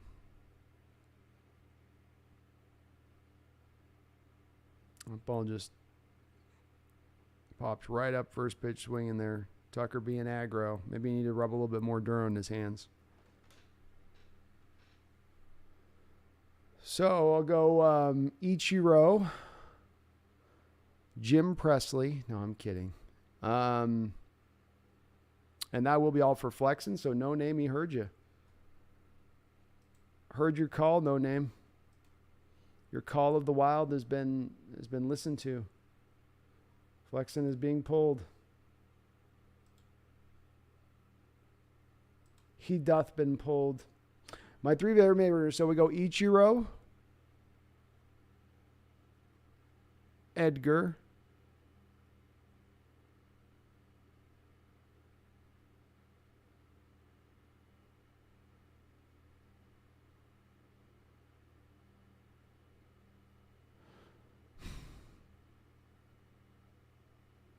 I think I'm going to go with Randy over Alex.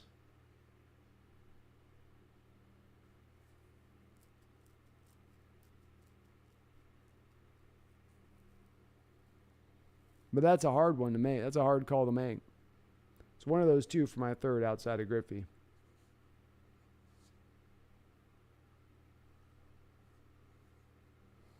Big Country's got Edgar, Ichiro, Felix. It's a good list.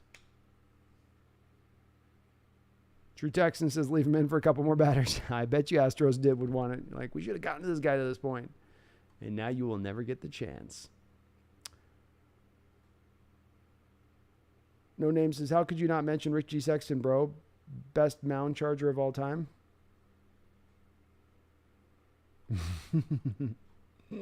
I forgot about the big giant. The big thin giant. He kind of generated a lot of power for his, he just seemed really skinny and tall. Because you can get that extra torque when you're tall. And Goyle Falcons says Ken Griffey Jr. is by far the best Mariner ever. Oh, yeah. Oh, yeah. Undoubtedly. Undoubtedly.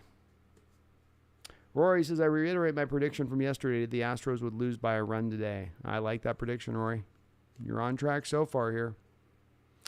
Mariners are going to go into their very strong bullpen now. Matt Festa is going to come out. 29 games. He's got a 3.45 ERA.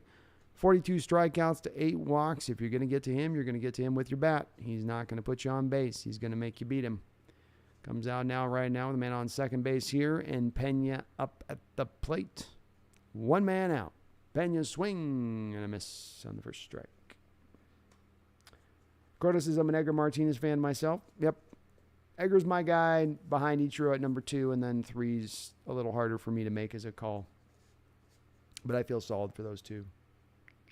Ethan says Ichiro Seager. I also like Franklin Gutierrez for some reason. Hey, Goody had a really amazing season for 1 year. Hell of a defensive outfielder, too. But that 1 year he had was awesome. A 1 account here to Pena is inside for 1-1. Oh, I got it's all right, Mark. I'll pump them out if they come in. I'm on the lookout for them now. They're gonna be this. They're gonna come at it with us like this. If they're gonna penetrate us like this, Mark. If the porn bots are gonna penetrate us like this, then I will stand guard. 1-1 pitch, real nice slider there, I believe. Knocked out to Haggerty in right field. He's under it, and that will be out number 2. Big Country says Fernando Rodney for some reason. Hey man, the bow and arrow celebration was something else, right? So I mean that in itself so unique, the way he did it. Jack says, "Let's go Astros." I think we got you, Jack. I don't know. You're into our bullpen, man. No name says, "Okay, but what about the best utility Mariner ever?" I say Charles Gibson or Bloomquist. You stole my... I was going to say Bloomquist on your Gibson. Bloomquist is like the ultimate utility guy. And Aldemus Diaz comes up first pitch swinging here for an 0-1. Nice job by Festa coming in, not messing around. Don't mess about here. You go into the bottom of this order. Go after these guys, though Diaz has had produced the only run here for the Astros today on that solo home run a couple of innings ago. Bloomquist is a good one. Luis Soto was pretty fun too as kind of a utility guy. He couldn't play as many positions as Bloomquist, but Luis Soto. Hit hard down the line and just foul. Ooh-wee. Playing with fire. 0-2 here now. Festa, this guy's free swinging.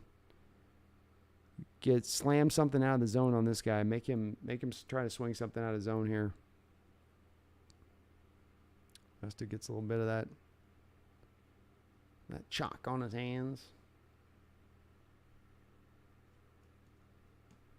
Ethan says born after the Death Star years. Wonderful years they were. Festa's got a 36% strike rate this year. Major League average is 22%. He does K his share of fools. And I like it. He threw it very well off the plate on that, just like I was asking him to.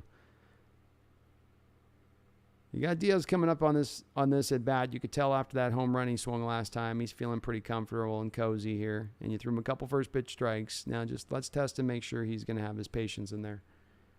Nice job by Festa. 1-2 delivery here. 2 outs. Runner on second. Mariners up 3-1. The delivery knocked fair. This one will probably score. The pitch is going to be down in the plate. Well off, and that will score the runner from second. We've got a 3-2 ball game, folks. Just a very good piece of hitting by Diaz. Didn't do too much with it. Went the other way. And was able to just bang it through the other side just past the second baseman. I think on both sides, both teams today with the Astros and the Mariners, they've done a good job of staying with pitches, not trying to yank everything. This ball's well on the outside part of the plate. You didn't even have really a shift there. And in fact, you had your first baseman playing very wide, almost in position to make that very play, but he just found the hole. Good contact on a baseball will find a hole. Ethan says, remember Jose Lopez with his 2 or 13 foul balls? I do remember that bat, yeah. Jose was a colorful, fun guy to watch. Another one of those guys that was an uber prospect coming up. When you talk about losing a Marte, he was a Marte-like prospect coming up who never quite developed into that the way he developed into being a very good player. Mauricio Dubon is up now with a runner again on second base. Throw into the plate, allowed him to progress. Quickly an 0-1 count.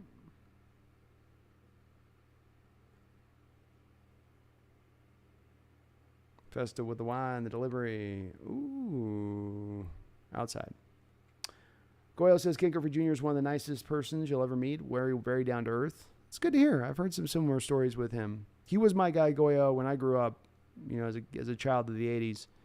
I was a Griffey and Largent guy, and both those guys were kind of my sports heroes growing up. Like I was a left-handed hitter too, so I crafted my swing around Griffey's swing. 1-1 pitch here from Matt Festa. Swing and a miss. Strike 2. Come on now, let's close this door shut, Matt. Let's get through the back of this. Get to the 7th. Corvette Man says, all thanks to that dumb ump. Rory Alter says, too bad Framber didn't sufficiently warm up. Thank God he didn't sufficiently warm up. Thank the Lord. DeBon is a tough guy to strike out. Ooh, nasty pitch there. Right at the knees. At the knees, he made him shake, made him wobble, made him rock a little bit. Beautiful pitch by Matt Festa there. Strike 3, as I said, it's a hard guy in Dubon to strike out. 6% strikeout rate for the year. The league average is about 22%. And he just gave a nice breaking ball there that was right there at the knees. Nice job. Dean Byer says, you think the Astros pick up Josh Bell, they become the number 1 team in the league? I think they're already potentially in contention for that title, Dean. So if you're talking about adding another player on top of that, then certainly if you're already sort of dancing in that, you know, on the perimeter of that, that would certainly put you on the inside of it. I think that there's enough quality teams top to bottom in this league, especially a couple of the National League teams I look at, that I don't know if it's ever clear cut for any of them on it, but you have a great argument to be made on it. Again, though, Dean, I think you can make an argument even right now to a degree on it. But I do as well say, if I'm the Astros right now, with where this team is at, which is kind of the, you know, you seem to have the Yankees number. You know, we may still be a year away from really coming up and competing. The Central's not going to press you that much. This does have the signs of being a year of it where you'd say go for it, you know, and let's go press for another player to add here. We'll see if they do. But they may very well sit in their process and say, well, where we've gone our best is when we stay with our farm system. Though you could push back on them with that, right? With Jordan's a trade, and you know, you got Verlander was a trade. So you've gone over this bridge in the past, and it's been successful for you. Like Big Country says, already might be the number 1 team. Ethan says, should have called the one on the Bregman strike. Robo-umps, man. Robo-umps.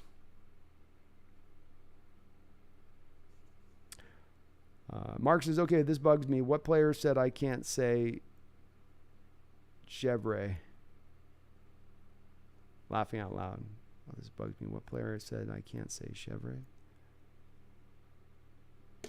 Chevrolet. That's not ringing any bells to me, Mark. Chevrolet. I feel like I should get that, but it's not. It's not popping any. It's not lighting off any lights here in my head. Chevrolet.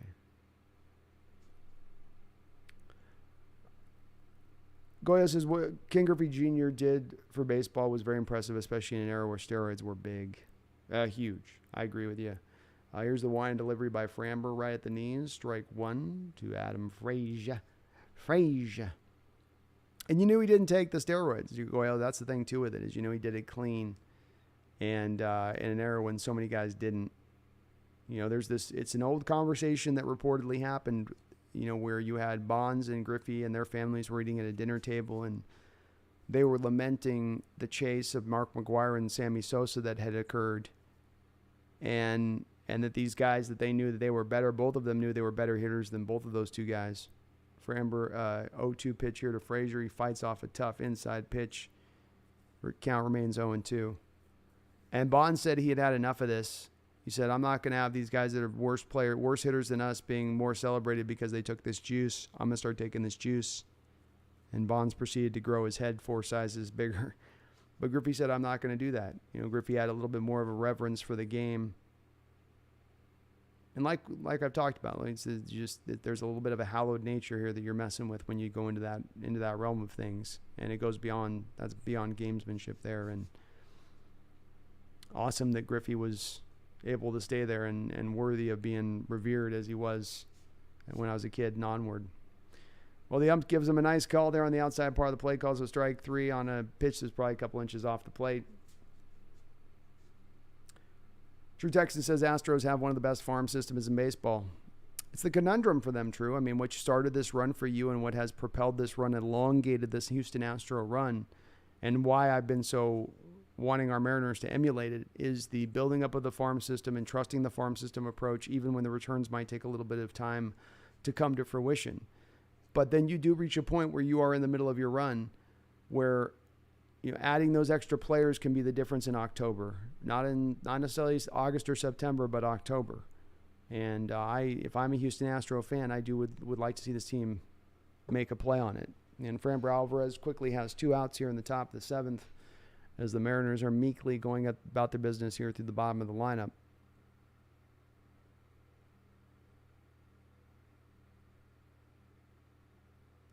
Luis Torrens steps up to the plate now, and Valdez has crossed 100 pitches on the game. He's at 101. Mark says Japanese player in car dealership in Seattle, I think. Oh, okay. Hamdi, who do I think will win? I'll say Seattle, but I'm being a complete homer in saying so. James Black says, come on, Blue, you're better than that. Yeah, I mean, come on, man. 3 inches outside, it isn't I understand on the breaking pitches that have that fast action, especially when they're sweeping across the plate. But when it's just the pitch is staying on the same line spot off the pitcher's hand, well, it's tough to call there. And that is a strike 1. 1-1 on Luis Torrens, who is 0 for 2 with a pop-up and a line out. Corvette's Man says, why did the Mems score 3 in the first, then proceed to suck for the rest of the game? Because Framber Alvarez was not settled in early on. He was uncomfortable. He had some tough luck. He got a little bit in his emotions. He got a little bit out of his zen. And in doing so, the Mariners were able to take advantage with some good, timely hitting. He's been able to lock in, showing you why he is such a quality starter in this league. He's no man's second fiddle to a Justin Verlander. And the Mariners are struggling to get on top of him here a bit.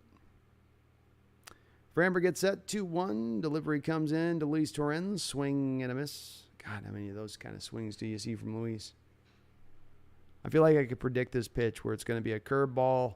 It's going to be that 10-4, ends up at Luis's feet, and he swings right over the top of it. I feel like I've seen with him so much. Let's see if it comes down the track again here. He's got him 0-2. Valdez is going to snap that thing off. He's going to snap it off and then break it off, if you know what I'm saying. Goyo says, you remember the Yankees teams that had Pettit, Clemens, and Alex Rodriguez on steroids? And weekly hit to the shortstop. This will be easily gathered up and thrown over to first for the 3rd out of the inning, and that will close out the top of the 7th. Do I remember the teams with Pettit, Clemens, and Alex Rodriguez on steroids, and they won a championship, but no one ever talks about how they cheated? But they make a big deal about Astros. I agree with you on that, Goyo, and I'm consistent on this. I do make a big deal about the Astros. I make a big deal about the pitching tack that the pitchers used. I make a big deal about the steroid era, and you are right. It does hang a pall for whatever that is worth. It's not an asterisk, it's a pall, but it does hang a pall over those championships. And the other thing with the Yankees is that they got players at that time that are juicing to the nines, as there also has the highest payroll in all of baseball. You know, and it's like, how much manufactured help do you need in order to win versus doing it the right way? And I do hold them to account on that. I don't look at them with an eye of them being held in a higher point of greatness historically versus other great teams across baseball, to a degree because of that and because of the payroll. You know, you buy your way to a World Series ring. I'm not going to be impressed by that. I'm not. But I think all of those have to be held accountable, in my opinion. Everything does. Because, again, you get back to that moment like I just talked about in that conversation between Barry Bonds and Ken Griffey, where one guy takes the low road, one guy takes the high road. And baseball as a sport is almost a sport of, you know, ideally, and maybe we are beyond this ideal in this modern age of men, you know, playing with almost a little bit more of a, I don't know what the word is I'm looking for here. sense of moral, I guess, some morals, integrity, reverence for the game and what came before it, and the understanding that if you come in and you do things that are far beyond coloring within the lines, that you damage that sport, and you don't just damage in the short term while you're doing it, but you create long-term damage on it within as well. And I think it's harder damage to gauge, but part of the disinterest you see in fans now in baseball, when you look at it measured up against other sports in deference to what it was in the 60s and 70s, is potentially maybe the most popular sport in all of the United States. And I do think some of that comes down to people having a loss of respect and trust in the product they're seeing on the football field, or on the baseball field, when some of these issues come down the track. Jack says, Astro fireworks. Is it the inning this inning, Jack? You guys were starting to turn it on last inning. Corvette Mans can't wait for SO. Shout out. Big Country says, damn, Valdez has been damn near perfect since the first inning. He has. He's got great stuff, that kid does. Dean Byers says, bottom 9, bases loaded in a tie game. Would you take Jordan or Judge? Are we facing a left-handed pitcher or are we facing a right-handed pitcher? That might factor into it for me. I'd probably say Judge. But if you're telling me if it's a right-handed pitcher, I might think twice. 0-1 now. Out the gate here. Astros, it feels like just right back to turn over the lineup again. They have been living on turning over that lineup today a bit.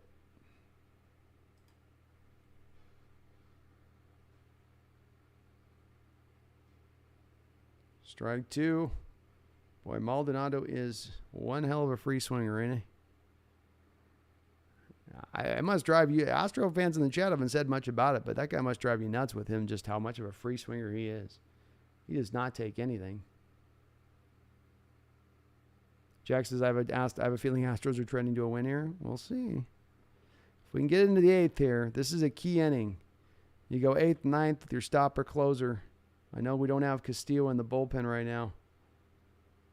But if you can just get to that spot, this is the dicey inning here. Roy Alter says, for 100 years, other teams have been crying about the Yankees. Well, I've been doing this since 95, so I've got a good 1/4 of a century through that time, I guess. This ball hit hard by Maldonado, and this will get into the gap. Man, this is going to be trouble. That will be a stand-up double by Maldonado. And again, you got the guy 0-2. And, well, you got him 1-2, I guess. So he did throw one away there. But nice job by Maldonado. Timely hitting. Runner on second now. Jeez. Oh, my God, with the porn. Really? Leave, porn people. We don't want you here. Nobody wants you here. Nobody.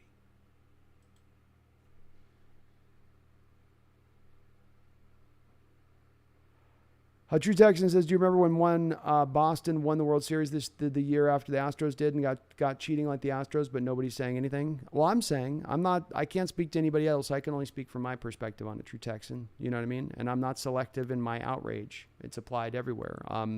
All that stuff kind of unfolded, and as you learned all that information and found out about it and how it all transferred from one to the other and this, and I'm completely not trying to bail out other organizations or say anybody's above it. If there's somebody who's cheated, everybody should be held accountable.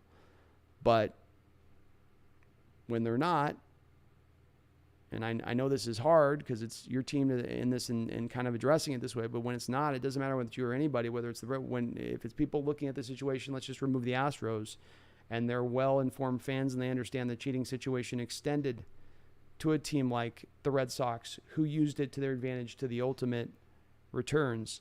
To those people who sit like me, we do sit there and say, again, it does cast a pall. I can't put an asterisk against anything, and I'm not asking to do that. But it does to me from a historical standpoint when I think about teams that win a World Series in the 80s. When I think about the Cincinnati Red team that won the World Series in, 1990 with Piniella there, Eric Davis, I'm going to hold that team in high, greater regard than these teams that have won in this fashion.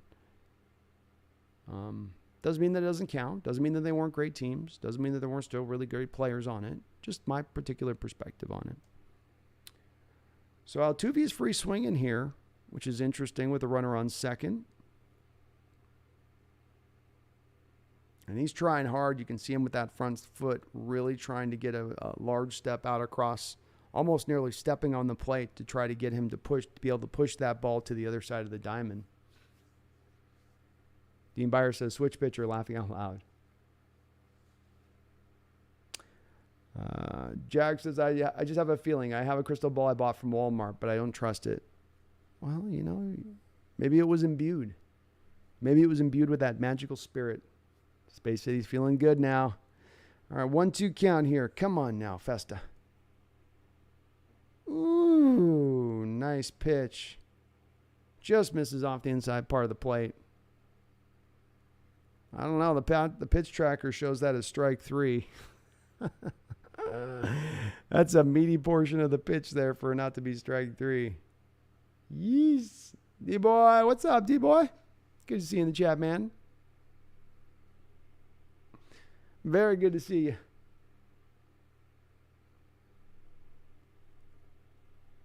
All right, Altuve's got a 2-2 count now. Festa puts it out over the plate. What a horrible pitch. And that is going to score the runner, and that will tie the game. And slow to get the ball in from the outfield is Lewis in right field, and Altuve is going to take advantage of getting to second. That's the worst thing right there. Wow, lackadaisical effort to get the ball in. Horrible mistake by the Mariners there. Just kind of falling asleep on that play. Ball knocked into the outfield. Slowly coming up. Taking the time to throw it in. Yeah, not a sense of purpose there in the outfield to getting that ball in. Haggerty just comes up and kind of flicks it. Yeah.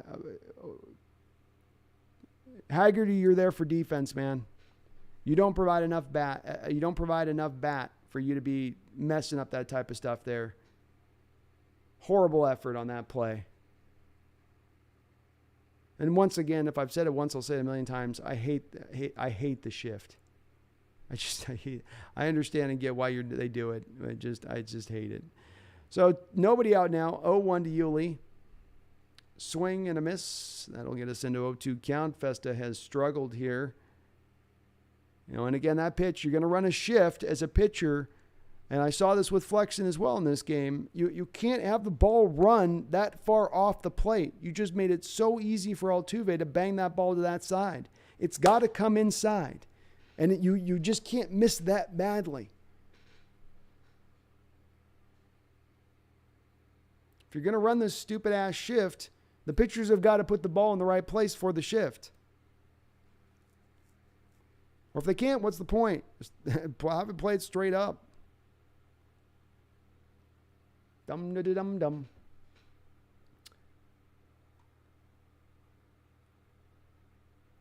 Why is Festa still in? Because the bullpen's taxed to the nines. Everybody's been used. Service is trying to get some innings eaten up here.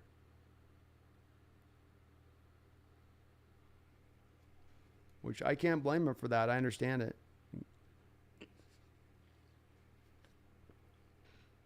You're down Castillo on the IL. Starting pitchers haven't been able to get into. Steve, you have a good night too, man. Starting pitchers haven't been able to get deep in this series. I'll tell you, maybe Gilbert.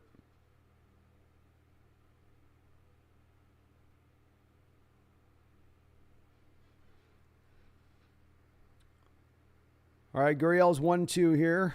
Indeed, he does try to get him to chase here, but does unable. Altuve at second base, 3-3, bottom of the seventh. Corvette says, would be nice if we could score runs to help the BP. It would be. It would be. When you're coming up against a starting pitcher with a sub-3 ERA, though, this is the kind of game you're going to run into, you know. And that ball is hit right up the middle, and that's going to score Altuve. So Festa has come in here and just not been able to hold anything up for this team. They're not drilling him, but there's a lot of good hard swings being put on his pitches right now. He gets up on Gurriel there and then just falls behind and can't kind of adjust around it. Boy, what a frustrating turn of events here for this Mariner team. Bullpen over this series has really let them down. And the bullpen's been a big part of what we've been able to do this year. Once again, it looks like a pitch where they're trying to get that inside. He ends up out over the plate with it.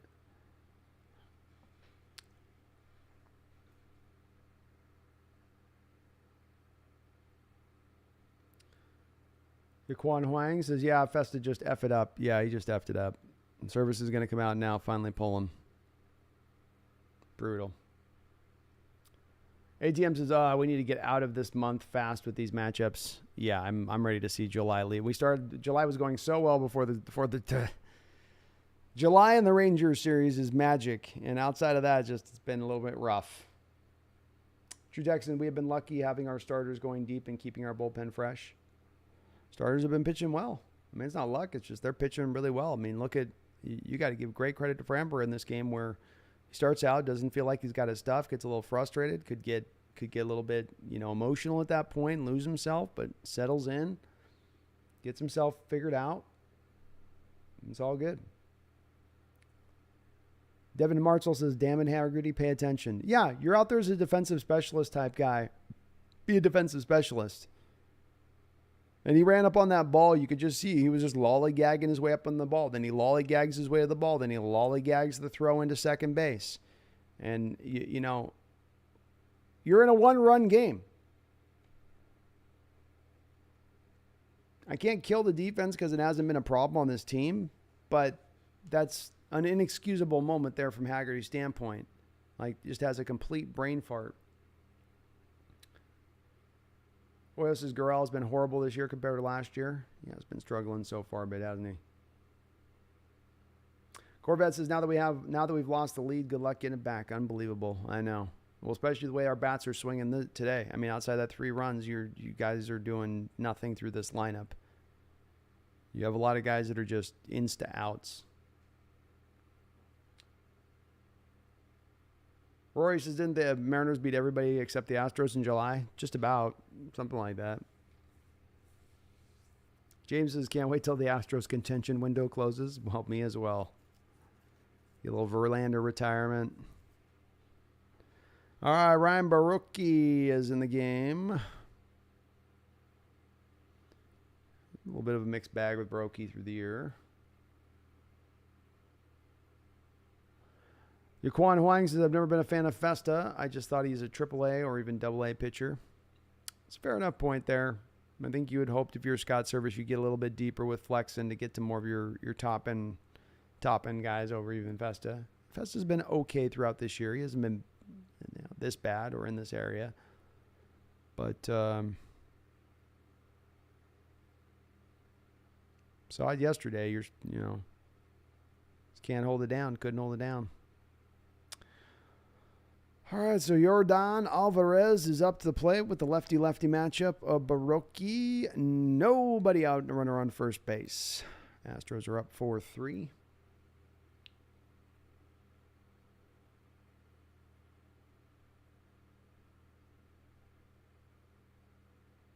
I feel bad for Flexen too, Huang. I do too. He pitched well enough today to win this game. He got himself out of trouble, didn't have his most perfect stuff. Had good enough stuff, and you hate that when the bullpen lights it on fire for a starting pitcher a whole day for them.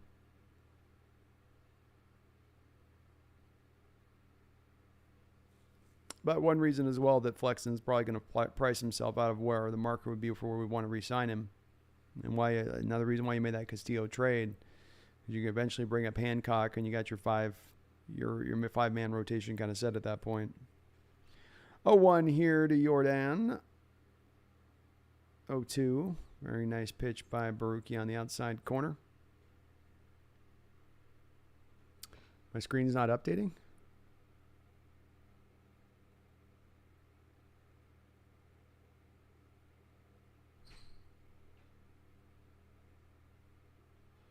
Oh, you're right, it isn't.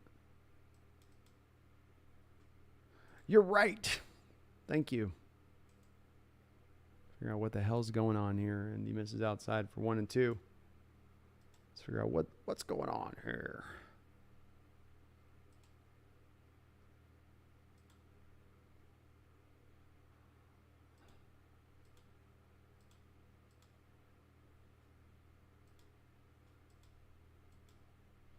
should start to make it update a little bit better there. Might take a second. All right, 1-2 to Jordan. The pitch by Brokey inside. Jordan hits it in off his foot. Boy, that looked painful. He is down to a knee. Flicks off his helmet and breathes. Boy, Jordan is down. Got it right. I thought it was right on the inside of his foot. And he's biting his hand. He looks like he's in a good amount of pain there. He's, of course, got that little bit of armor there up on his shin, but it looked like it went either to the foot or the knee. I can't quite tell, but he is still on the dirt at this point. He is biting his hand.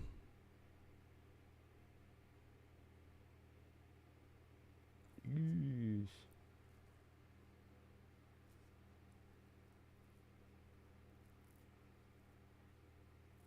Corvette Maniflex always gets screwed.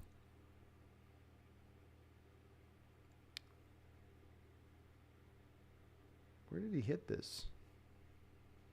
Oh, knee. It looks like you got it on the knee there. Yeah, right on that knee. Like, that's kind of that worst part of the spot on your knee to get hit. Right at the bottom part there where it's real soft and ginger. But he looks like he's going to come up. Ooh. Heavy little limp there as he gets up and he leans back over. Jordan is definitely in some rough shape here. What a tough injury.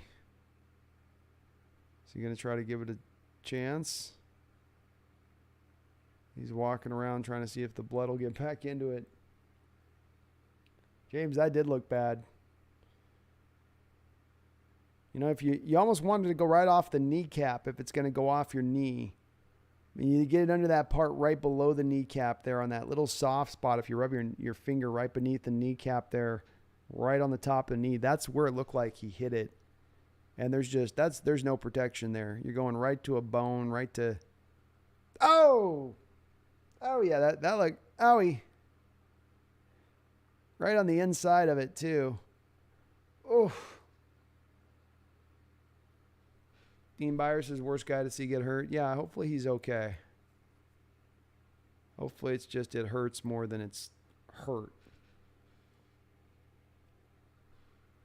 Goyo says Astros need to win another championship at this point. They remind me a lot of the 90s Braves. I could see a little bit of their being, yeah.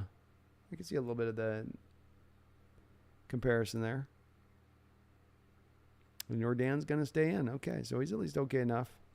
If it was bad, if he had like shattered something, clipped it, then there would be, he wouldn't be in there. So he's okay.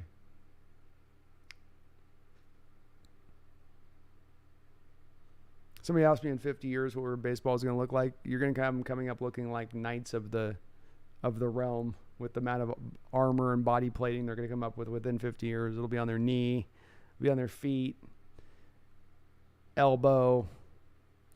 All right, 1-2 count here to Jordan. Nobody out, runner on second, and he hits a high, deep ball, but Julio is there, tracks it down deep into center field, nearly 400 feet away. Jordan will go back to the dugout. Jack says, I want a big revenge on the Braves in the World Series. Braves might be there. They got a good team again this year. Devin says Flexen has horrible run support. Seems like damn near every time he starts. Yeah, brutal. Brutal. And he still worked with a little bit they gave him today. Still couldn't hold it up.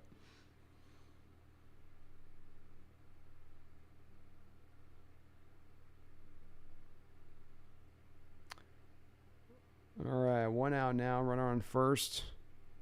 Bregman's up.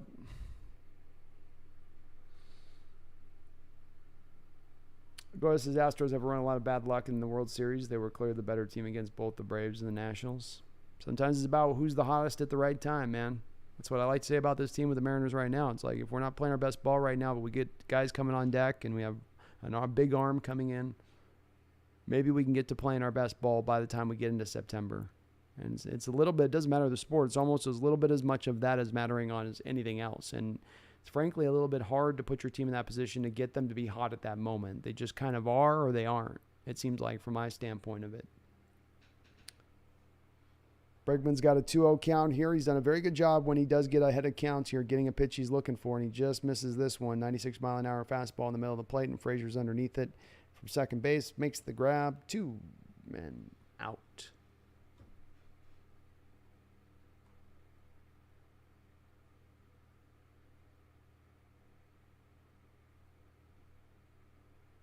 See if we can...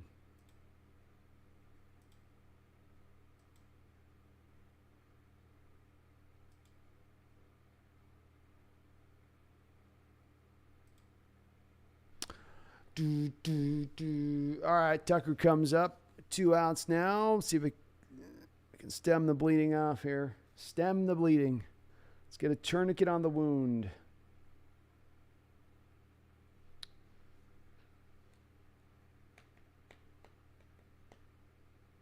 Yuquan Huang says, I think what Jerry DiPoto should do is add some good batters, because no matter how good a pitcher is, they will still give up runs without any batters scoring the runs. The team won't win. It's a good point. That ball is going to get back to backstop, and the runner will easily get to second base. 1-0 to Tucker. I wouldn't be opposed, Yuquan, to bringing in a bat. You know, where you look to add that bat does seem to be down to a little bit of left field, right field, or second base. But if they can find a way to do so, I wouldn't be opposed to it at all. I don't know how many deals will be out there available to do something, but it would be nice to see DeBoto add a little bit more. So Brogie's got the lefty-lefty matchup here, but he is 1-0 against Kyle. Oh, and he almost hits him in the head and again throws it back to the backstop. Jesus, last 2 pitches by Baroki have been wildly. And the pitching coach quickly comes out there to find what the hell is going on. That was some wild thing-like control on that pitch. He nearly took Tucker's head off.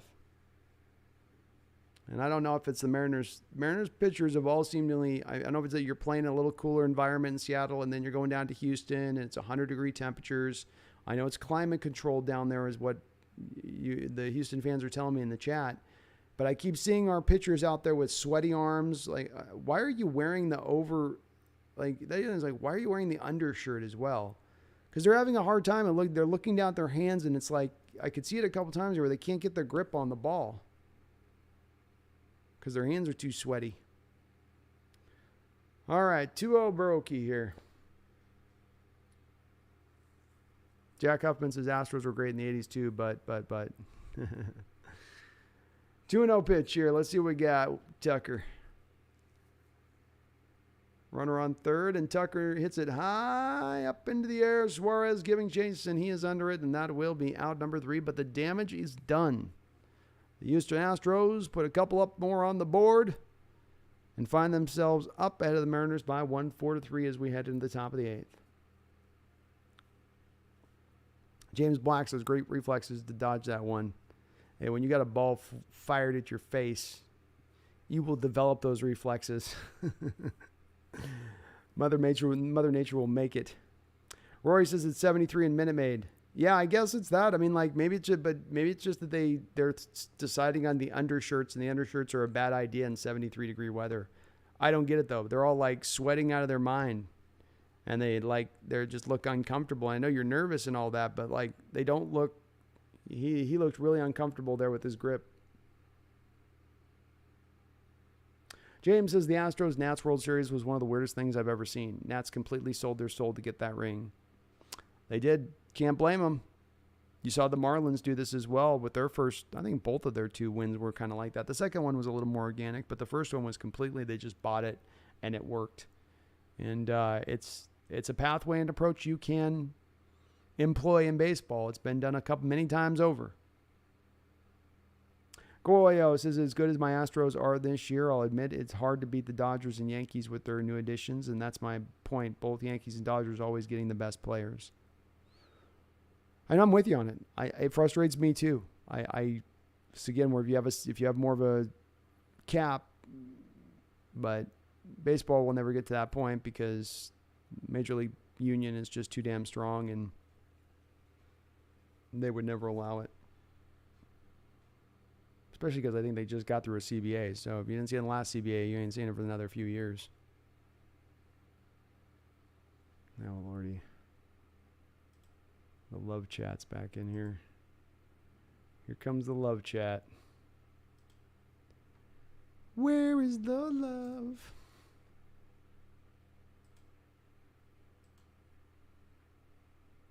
I'll tell you where the love is. Try and be in my chat. We don't need that kind of love in this chat. No room for porn in baseball. There's no porn in baseball. There is no porn in baseball. Thank you, Adult Side, for keeping me completely busy of not being able to do what I want to do on this because you got to bring your stupid chat in here. Appreciate it. Wasting my time with that. All right, so the Astros are going to Montero here. They're going to try to shut the door here on our Mariners. First pitch to Julio is just a bit outside, 1-0.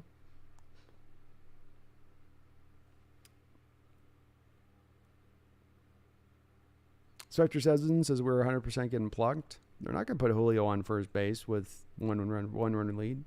He wasn't meaning to throw at him. You could see the previous pitch was wildly thrown too. So the hitter knows he's not trying to throw his head. He just doesn't have a grip on the ball. Yaquan Huang says, thank you for the great content. I love both of your channels. Thank you, Yaquan. I really appreciate it. Thanks for subscribing on both, man. You're awesome. Pitch into Julio. It looked about a couple inches off the plate, but the umpire is going to go ahead and give him the call nonetheless.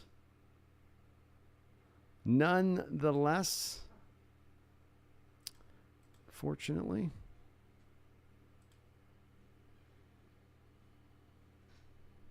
Two and two now. Evened up here to Julio. Julio's had a bit of a rough day here. 0 for 3. Already 2 strikeouts in this game. Some kind of wild swings there against Framber today. Comes up the plate and gets set. Montero with the wind, the delivery. Up high and knocked foul. Julio just got enough of a piece of that ball there. A little bit up out of the zone. Big Country says, yep, it's too late for cap space. Yep. They were going to cross that road. They were going to have to do it in the last CBA negotiations, and they didn't do it. So Major League Baseball is not changing it anytime soon. 2-2 pitch here to Julio.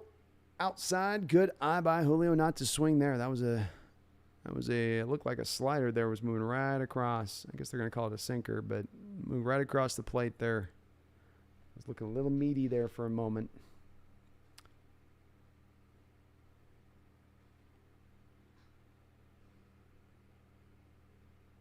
Montero shakes it off here. He didn't like what the call here. 3-2. Let's see if Julio can get on base here as an opening runner on this inning. The pitch, delivery, hit foul. Again, just getting a piece. Rory says the Yanks have won championship in the last 20 years. Boo-hoo.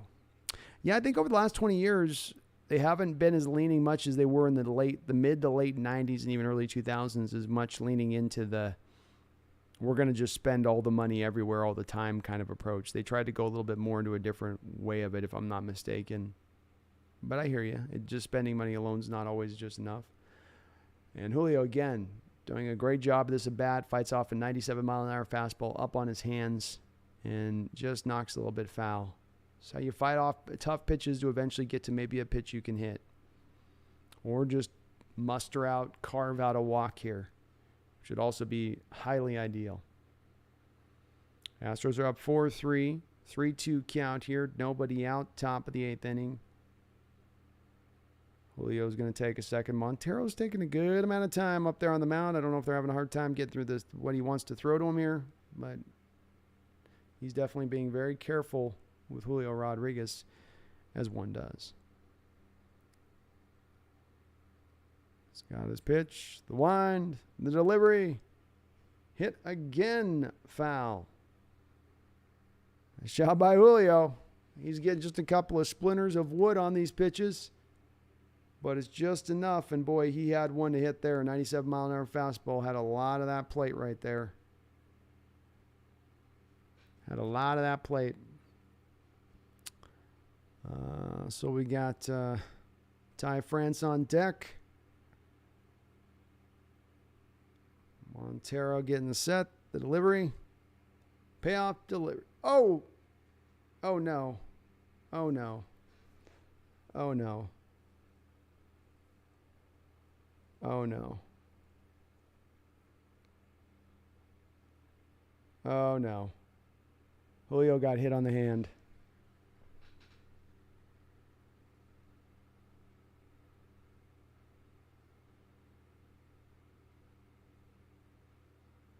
Oh shit.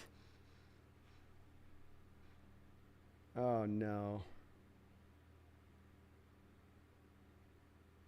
Julio just broke his hand.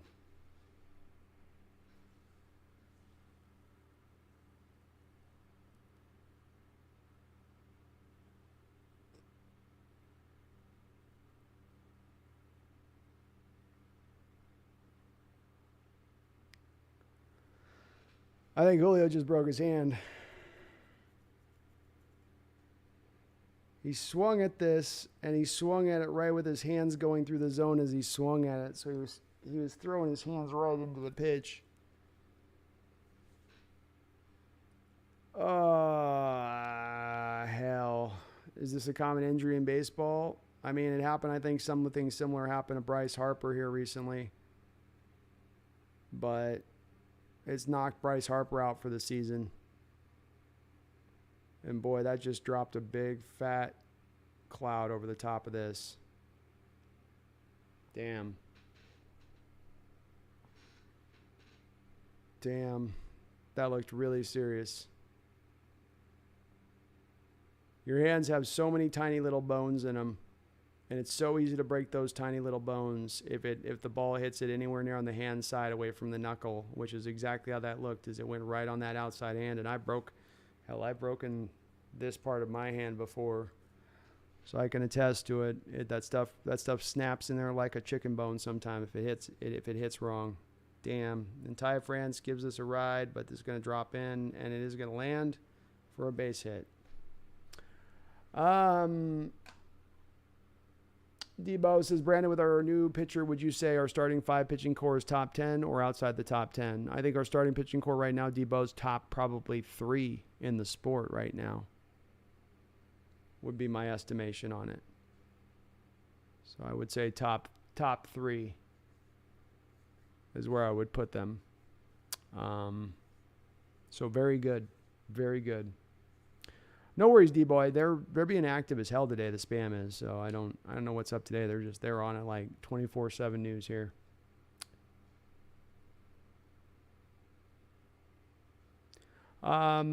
Jack Huffman says, you're a Mariner fan, but you look like a Yankee fan without the accent. I was from Brooklyn, born and raised, Jack.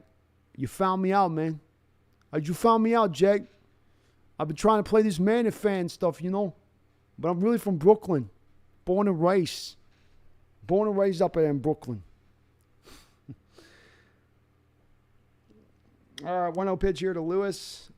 I'm struggling a little bit, folks, here. I'm a little bit like, oh, yikes. France had to, like, hold up, I guess, on that ball because he was worried about it hitting him.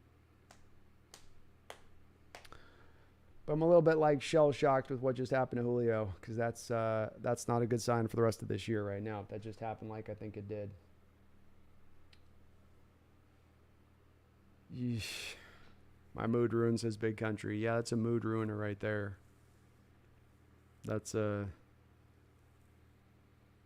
Goyo says, man, this game seems weird with batters getting hit. I hope they're all okay. Yeah, a pitcher's throwing with just a lot of break. I mean, that thing, damn, broke in on him, and he still swung at it, you know.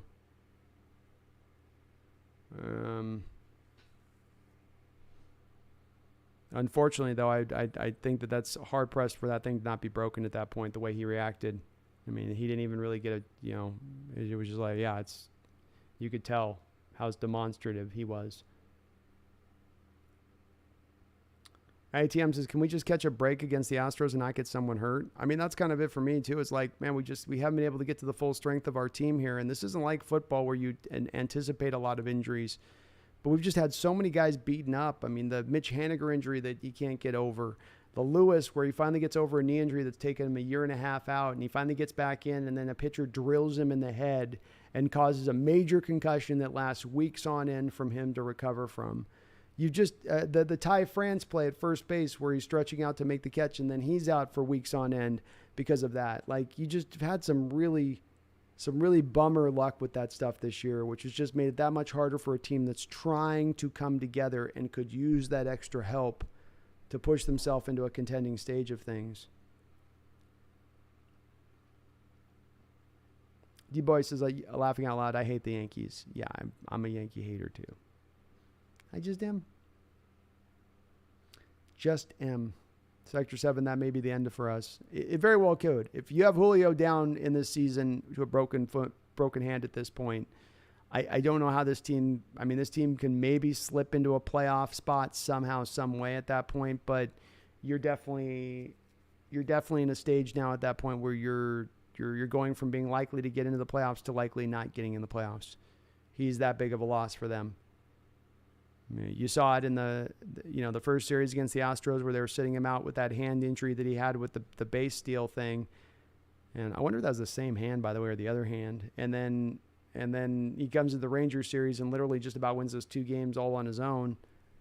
And now you're looking at him going back out again. It's going to be hard for us.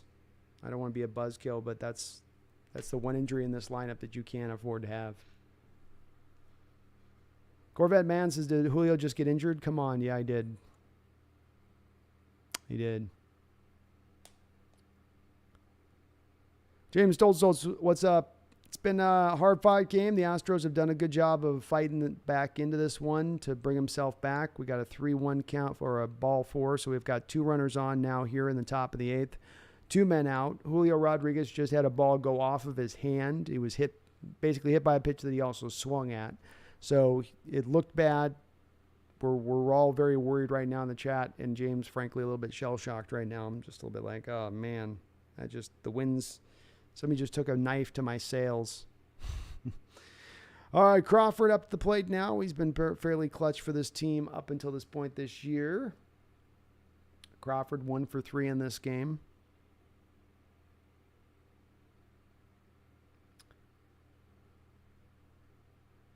Goyo says every player should wear a pad on their hitting hand. They should make that mandatory. A lot of injuries happen in the hands.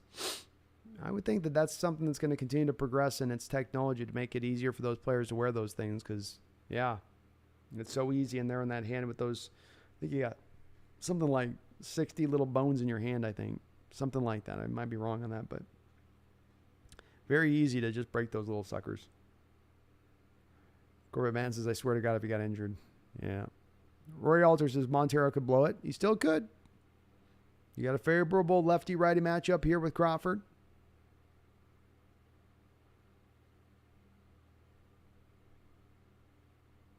It's notable the France doesn't run great necessarily from second base, so it's going to have to be a base hit that gives him some time to get in. First pitch, fastball at the knees, inside strike, but you do have to figure that they're going to be aggressive with France if it is a base hit. Devin says, well, I guess I'll put the bong down and pour a stiff one. Son of a... Exactly, Devin. Exactly. All right, 0-1 pitch. Outside, good eye by Crawford. Catcher tried to frame that one up, and Croft stayed on it. Didn't take the bait.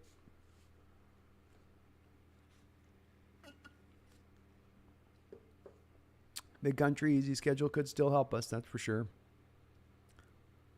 You're losing your table setter in this lineup, though.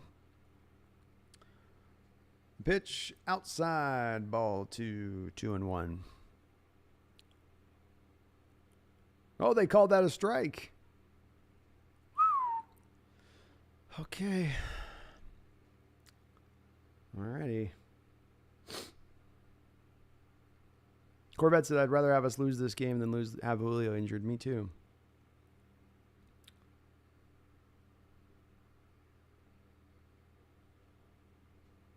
1-2 delivery to Crawford. Hit on the ground right to the first base side. This will close up the inning, and that will retire the side. Watch Fizquest says, well, if we bring Kelnick back up, maybe Julio's greatness won't be a distraction for him. He's probably indeed the guy that you're making a call up to at this point in light of this injury. D-Boy says, everyone show Brandon some love and hit that like button. Let's get the likes up. Thanks, D-Boy, for mentioning that. If you do me a favor and you are watching this stream and like what you're listening to, please do hit that like button for me. It's a small little thing, but it does help this channel out considerably. Looks like my screen's frozen again. I don't know why it's not updated, my man. I'm sorry. I don't know. I'll keep doing a little refresh here. Keep popping it through and see if I got manually kind of apply it.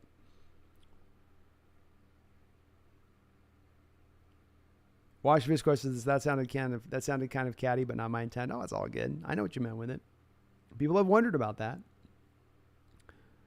Corvette says, yay, Kelnick, wonderful, just wonderful. Space City, 3 more outs indeed, man. And you're going through now what's going to be the back end, middle to bottom of our lineup. So we've got Moore, Winker, and Frazier. Our Murderer's Row coming up to face you guys if we can keep you guys held down this inning. He'll smell us later.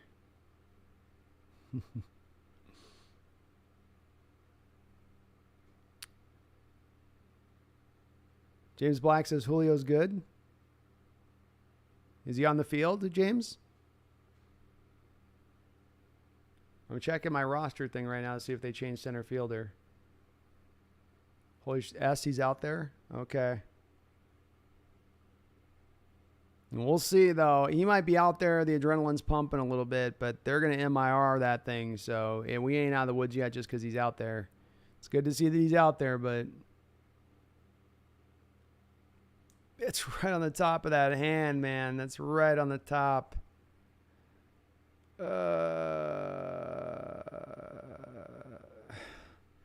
I'm hopeful. I'm hopeful he's all right, but he's playing the field right now. We'll see.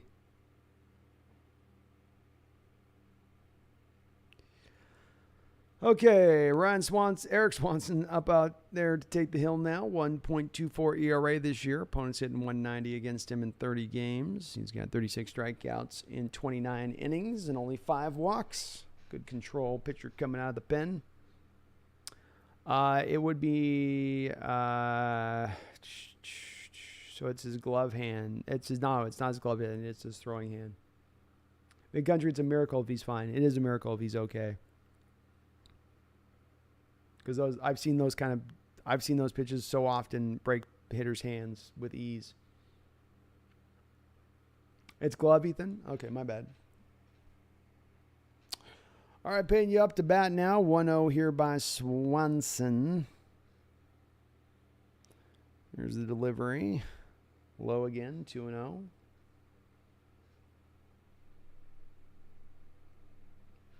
Yeah, my thing's not updating for some reason.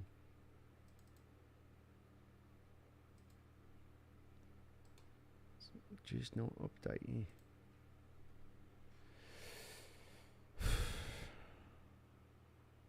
Boy, the Mariners relievers today and yesterday just coming in and making it way easier on these Astro hitters with early balls in the count and just getting behind. You got the opening batter of the inning here, a 1-run game, and you're messing around.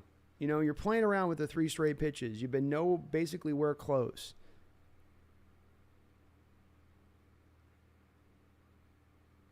Strike, finally. It's too good of a team to make it easier on him.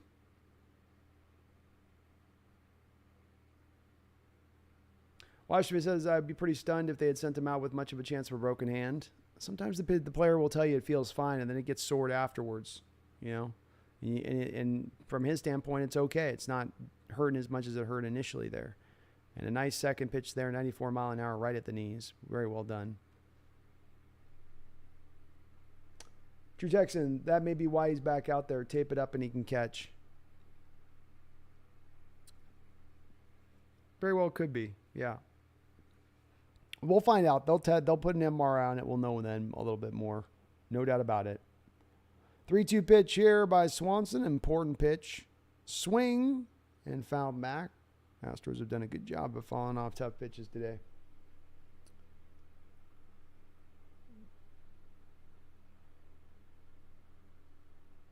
True text and that maybe James Black. Let's get the negativity out there. This is a new Mariners team. No, we're good, man. It was the Julio thing that shook me a little bit. 3-2 pitch here by Swanson to Pena. Torrens set up outside, and that ball snuck back in over the middle of the plate. I think Jordan's okay, Goyo. I think Jordan will have a stiff knee, and Julio's going to have one hell of a stiff hand when this game's over. Jordan's probably got a ball imprint on his knee right now. It probably says Rawlings on the side of his knee.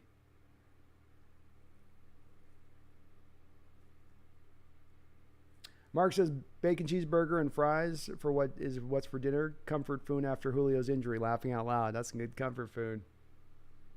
I'm gonna have to dip into something like that after this game. Strike 3.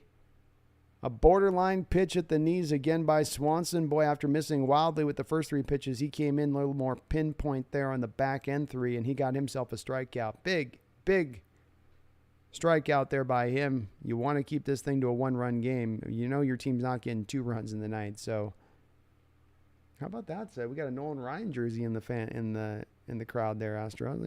That's something you should always see in an Astros stadium. It's like those jerseys, you should like a larger jersey in a Seahawks stadium on game day. There should be a couple larger jerseys in every stadium.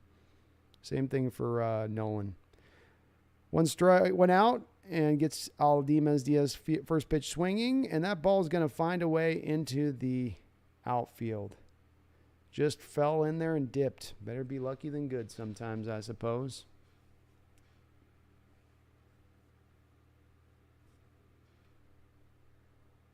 Diaz 3 for 3. Wow. Mariners currently sitting tied with the Rays right now. 2 games behind the Blue Jays, 54 and 47.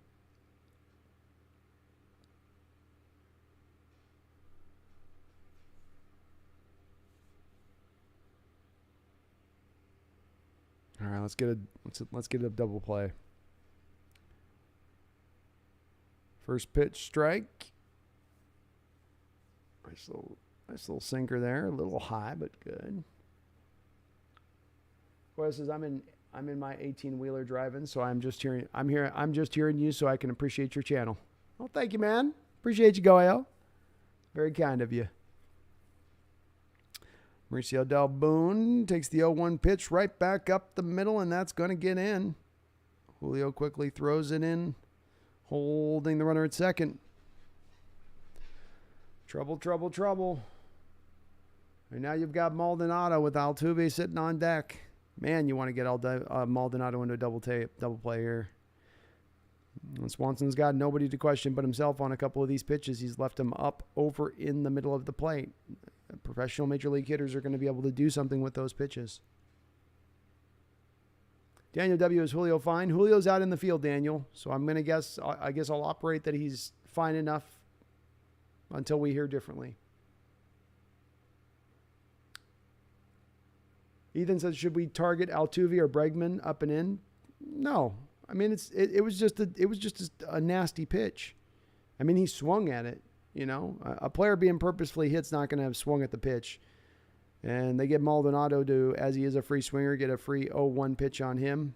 I'd throw a couple of pitches out of the zone here on Martin, try to get him a little bit more into that realm where he can sometimes go. But no, it wasn't dirty by the Astro player. 0-1 now here to Maldonado. Runners on first and second, 1 out. Swanson looks back. Comes through with deliveries, swing and a miss. And just like I said, puts it out of zone on a slider there, well below the knees. Maldonado's not touching that. Strike 2. Same thing. God, I want to get him to do a double play. I don't want Altuve up there with the ability to just need a base hit to drive another runner in.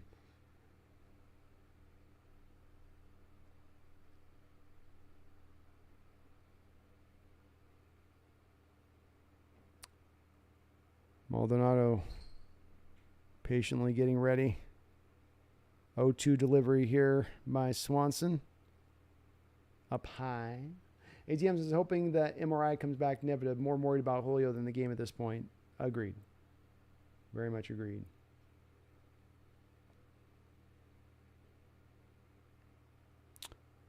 Runner's got a very, very wide lead off of first base right now.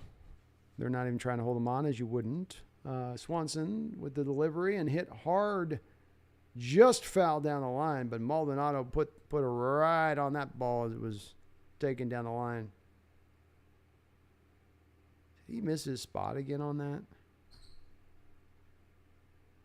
Looks like, again, that was supposed to be on the outside part of the plate and just keeps sneaking inside, and that's Maldonado's hot zone. We've seen the Mariner hitters tonight as Maldonado's got a couple of hits. Miss from where they're trying to set out on him. Watch what the catcher does here. He's going to set out to the outside part of the plate on him. See if Swanson can hit that spot or if it's going to wind back up into the middle of the plate, as happened at times this inning. And he gets it out to the proper spot. Maldonado puts a weak swing on it. Crawford's there and is able to double up the batter on second base. That's you got to hit that. You can't miss that spot. And that's what they've been doing at times here as it comes back in and creeps back in up over the middle of the plate on the batter. And it's kind of wildly missing there from where you're trying to hit on their spots. Good job by Swanson, though, to keep this thing under control. Stem off the bleeding. We got a 4-3 game with the Mariners' last three guys. Let's see what they can do. Last chance, Big Country. That's right. Roy Alter says Presley in the ninth. It's not going to be easy. It's not going to be easy. Wu-Tang Financial, bro, can we not beat these turkeys? I don't know, man.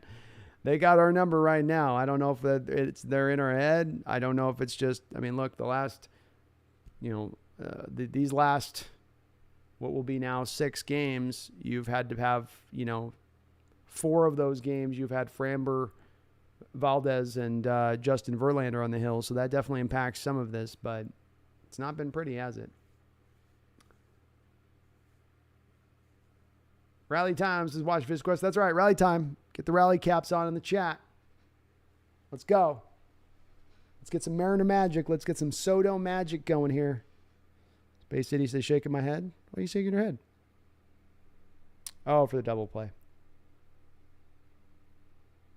Rally Time, maybe Rally Time, maybe Raleigh Time. I see what you did there, Fish Quest. Yeah, I think we got to get Raleigh up here, don't we? Who are we pinch hitting here?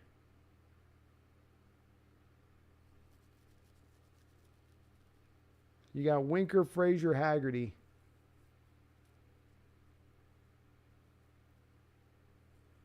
Do you just go with Raleigh right from the jump? Tell Raleigh just tie this thing up with one swing?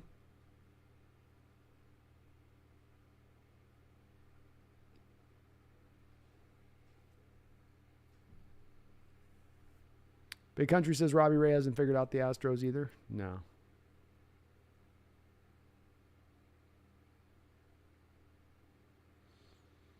Corvette Band says, if the A's sweep the trash bags, why can't we just get a win? It's a game of matchups at times. We just have run into some bad matchups. And the Astros have, again, too, I think that my point on this has been, Corvette, that the Astros have gotten up for those series against us and the Mariners, and that they probably let down their guard a little bit. I've had Astro fans say that sometimes they can play to the level of competition. And that means you sometimes go against athletics teams that you know is not very good, and you kind of don't give it all your all like you might against another team that you think is truly challenging. And Winker steps up the dish here in the top of the ninth, takes a first pitch slider inside at the ankles for a ball. True Texan says, just have to say I've enjoyed listening to you, and I enjoyed listening to you when I have had the chance. Good luck to you and the Mariners, just not against the Astros. Hey, well, thank you, True Texan. As I was saying, a couple days ago, we've had just a bevy of Astro fans in here over the last 2 series and doing these live streams, and by far, you guys have been respectful. Just coming in, want to talk good baseball chat. I love that. I really do think that helps round out these type of channels better, as opposed to it being just Mariners coming in or whatever. So thank you for jumping on in, man, and you're welcome here anytime. Anytime, brother.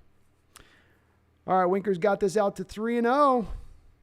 Okay, Winker, Do I have to tell him here not to swing at this now? Do I have to tell him to take a pitch? Do I have to say that? Okay, I'm going to say it. Take a pitch. Just take a pitch here. I might take to 3-2 to quite honestly. And he's trying to wave his bat, and I did that move when I'd get into 3-0 counts too to try to make the pitcher see my bat waving. And it worked. Ball 4. That's what you do. You get 3-0 and then you're at the plate. And if you're not a wiggler of the bat, you just start wiggling the hell out of that bat. It's because you know you're taking. So you're not swinging. You're just trying to do everything you can to, hell, you might even throw a little hip flip in there just to really throw him off. All right, now, Frazier comes up with a man on first, nobody out. Do we bunt here with Frazier? I think he's a pretty good bunter. You've got a lefty-righty matchup you like. Let's see what he does. Nope. Standing tall in there, takes first pitch fastball at the knees.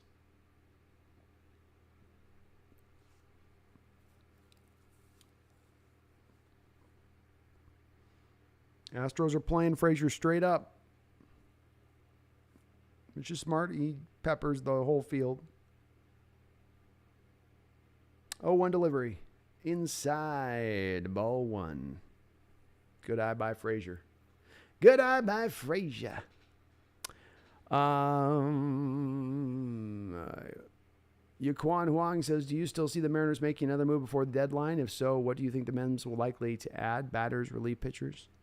I'll answer that in just a second. We got a 1-1 delivery here to Adam Frazier. Swing and hit down the line, foul. I think that they're most likely, Quan, to add a hitter. I think they feel that Castillo will be able to come back. If Castillo's not able to come back, then I would change that answer to the bullpen. So I think they would still try to add a hitter. I don't think it's going to be an impact bat like a Soto type, but somebody that can be just better than what they're getting from a given position, which make it more of a under-the-radar type move if they do. This will be dependent on where Julio's at with that hand, though, as well, once they do the MRI, and if he is truly good to go going forward. Hard hit on the line, and it just out of Altuve's glove. That ball will land in the outfield. Let's go. Let's go. All right, Adam. Solid contact on there. Little 5'7" Altuve was stretching his fullness of his tiny little frame to try to reach that ball. He's playing because of the shift, a little shaded away from where he would be naturally. Made a very nice play instinctually to jump out like a cat-like quickness to get to that ball. But his glove just couldn't quite get around it, pounced through, and you've got runners on first and second with Sam Haggerty up at the plate. You love this situation, too, because you need a bunt here, and you've got a guy in Haggerty who theoretically should be an okay bunter. And he hits it foul. I should have shut my stupid face. Why do I got to say stuff sometimes? Why do I got to say stuff?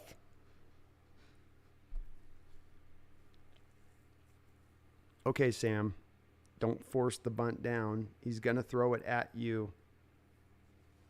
That's where Sam got just committed to getting the bunt down, and he was going to do it no matter what. Astros first and third baseman are playing up at the line.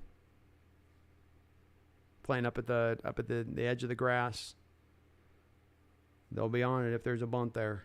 Haggerty's 0 for 2 with a walk in the fourth. 0-1 count here. Runners on first and second, and nobody out.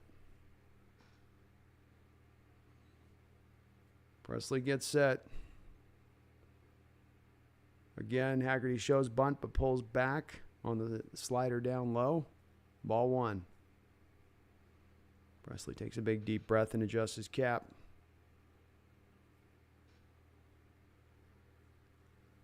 Astros are playing aggressive at the corners on the show of the bunt. They are going to try to make a play to get it back to second on not a double play, but maybe just get the lead runner.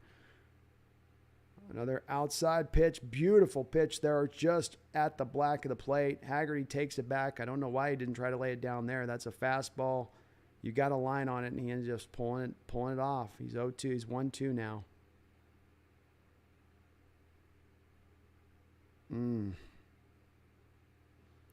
1-2 pitch here to Haggerty. And he fouls that right back into himself, which will be strike 3.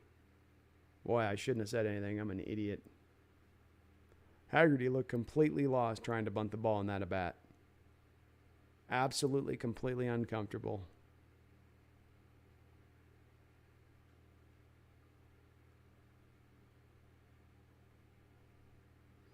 Okay, this has got to be Raleigh, and it is. They're going to go ahead and pitch in for Luis Torrens. We're going to get Cal Raleigh out there. Come on, let's get a Raleigh Jack. Give me a Raleigh Jack. Raleigh hitting .212 on the year with 14 home runs in 71 games, 37 RBIs.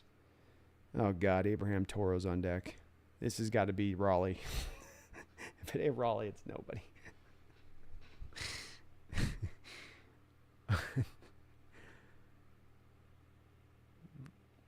Raleigh's got a nice little lefty-righty matchup here. I think he's batting from a little bit of his stronger side of the plate there from the lefty side. Presley gets set. First pitch swinging, fair. There is only one place for the first baseman to go. He will get the out at first, and you end up with runners on first and second. And the Mariners' hopes, the Mariners' wishes, the Mariners' ability to survive in this game are resting on the shoulders of one Abraham Toro. Toro has had a god-awful year for your Seattle Mariners, especially at the plate. But indeed, he has one redeeming factor. It does seem to be that he can at times be a little bit clutch for you. So let's see if our guy can come out and find some clutchiness in this at-bat. And as I told you guys a second ago, just the fact that Julio Rodriguez was out in the field is not indicative of the fact that he is okay. So the fact that you have Toro up at the plate here is again indicative there's a little bit of worrisome nature here to what's going on with Julio's hand. And it very well and very is likely to be very serious. I'm not saying that with a smile on my face, but this is why he's pinch hitting for him here. Not because they want to get a lefty-righty matchup with Toro. All right, Toro, you've been clutch for us before. Remember last year when he was traded, Braverman, I believe it was, or whatever, the bullpen arm we had that had a lot of people mad and traded, and then a couple weeks later came up against that same reliever with the bases loaded. Going up against his former Astro team here, a chance for revenge. Chance to say, you did me wrong, you did me dirty, now watch me do you dirty. First pitch is swung and hit up into the gap. That ball's going to get down. In is going to come Winker. Rounding third and coming home is Frazier. And Abraham Toro once again takes the hearts of the Houston Astros and cuts it from their chest while they're still breathing, pulls it out, throws it on the floor, stamps on it with his foot, and says, how dare you? How dare you? It is indeed Corvid Man's Toro time. Toro time. Wasting no time in there. Found the pitch he had. I tell you folks over and over with lefties, you don't want to miss down and in. You can miss down and in with righties. You don't want to miss down and in with those lefties. And indeed, that's where Presley did miss. Ty France, first pitch swinging, knocks it back. We do have a runner on first now. Julio looking pumped up. 5-4-0-1 here. Great job by Toro. Let's go. Let's go. Abraham. Space City says bring out the brooms tomorrow. Space is calling the walk-off. All right, we'll see. We'll see. Jack says maybe you are from the Bronx.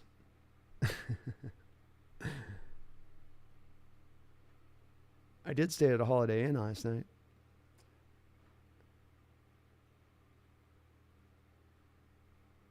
Missing off the plate here. France doing a good job of getting this to a 2-1 count after the first pitch swing. James says, let's get some insurance, Frenchie. That's right. Let's get a little Viva la France time here, huh? Viva la Revolution. 2-1 here to France. 1 for 3. A single hit by a pitch. He's hit basically about every other game. Pitches in here from Presley. Weakly knocked out, foul to the left side. Wash Visco, I said for the record, I always loved Toro as of 10 seconds ago. Wu-Tang Financial says, beautiful. That was beautiful. Hard hit, too. That wasn't a cheap single.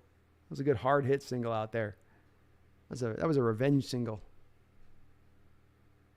True Texan says we've had several walk-offs. This ain't over yet. I ain't comfortable against this Houston team on just a one-run lead, even with a good bullpen. We could steal this one out, though. Chris says, if the Mariners are down, I'm getting kicked out because of last-second bet. Mariners are up right now. 5-4 here, swing, and bat goes swinging wildly out of Francis' hands as he misses that on a 3-2 pitch, and that will retire the side. But Abraham Toro, the man, the myth, the legend, the clutchiest clutcherson you've ever seen, comes in and knocks in 2 runners on second and third there. And, hey, it's a new ball game. Teddy, new ball game over here.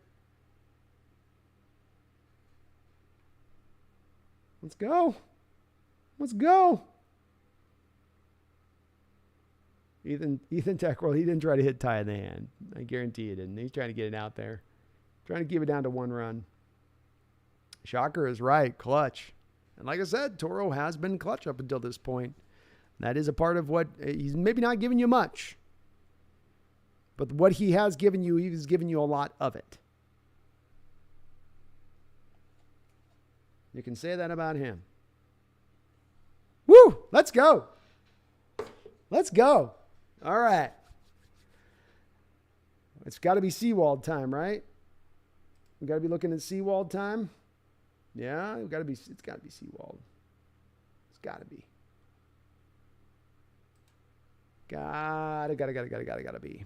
We got Altuve, Gurriel, and Alvarez. Ain't gonna be easy. It is not gonna be easy. We got a degree of difficulty on this one, folks.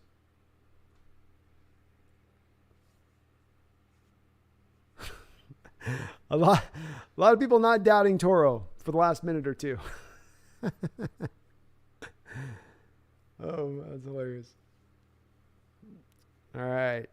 Oh, why can't we be going against the bottom of the lineup right now?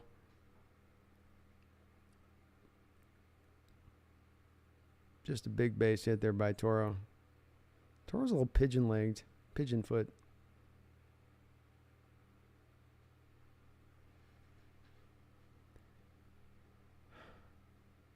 I'm getting nervous. All right, come on. All right, indeed, it does look like it's Paul Seawald out there. Come on, Paulie. Paulie, pound him. Come on, Paulie, pound him. Get him. Toro's checking his card. James Black says Seawald's got that dog in him. He wants to face the big dogs. That's right. He wants to challenge the best. To show he is the best. All right, Jose Altuve walks up to the plate. Those socks pulled up high, up around his knees. He got them big socks. Chrono says, never doubted Toro. Now send him back down to AA after the game. We need him for his clutchiness. All right, first pitch here by Paul Seawald. Strike. I like this that Paul comes in. Some of these relievers have been mamby-pamby with their approach here today and just doing a little bit too much nibbling as they first come in the game and quickly get themselves into 1-2-0 counts, especially to the opening hitter in an inning. Seawald comes, sets 0-1. Just a bit outside. 1-1. 5-4 Mariners. Quest says Seawald's cold as ice. He's as cold as ice. Cold as ice, I know. 1-1 delivery on the black. What a beautiful pitch by Seawald. He put that thing right in Black City there on that plate. He rode that black. 1-2 now. Very important opening batter in this inning, no doubt about it. Setting up out of the zone. Gets him to swing up high. Ball hit up high. That's going to carry a little bit foul. Very good pitch by Seawald there. You got Cal setting up a little bit high with his, they want him up out of the zone by a couple inches, and he got pretty close to hitting that spot, it looked like.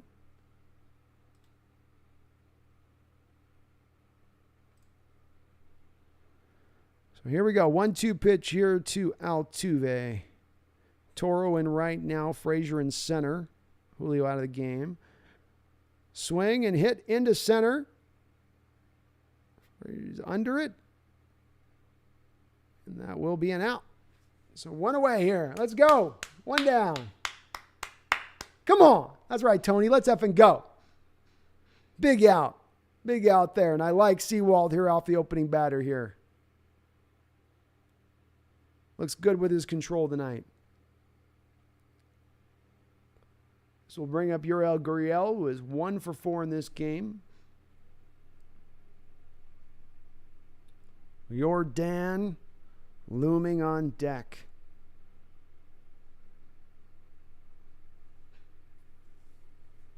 Uriel in. First pitch is outside. Ball 1. Colby says, can we all please pray for Parlay? I'll lose my house if it doesn't hit. Oh, goodness. Yuli standing in. Pitch comes in, swings, and knocked out of bounds. Knocked foul, 1-1. Big Country says Seawald is the rock of the bullpen. Agreed. Can do whatever you need him to do.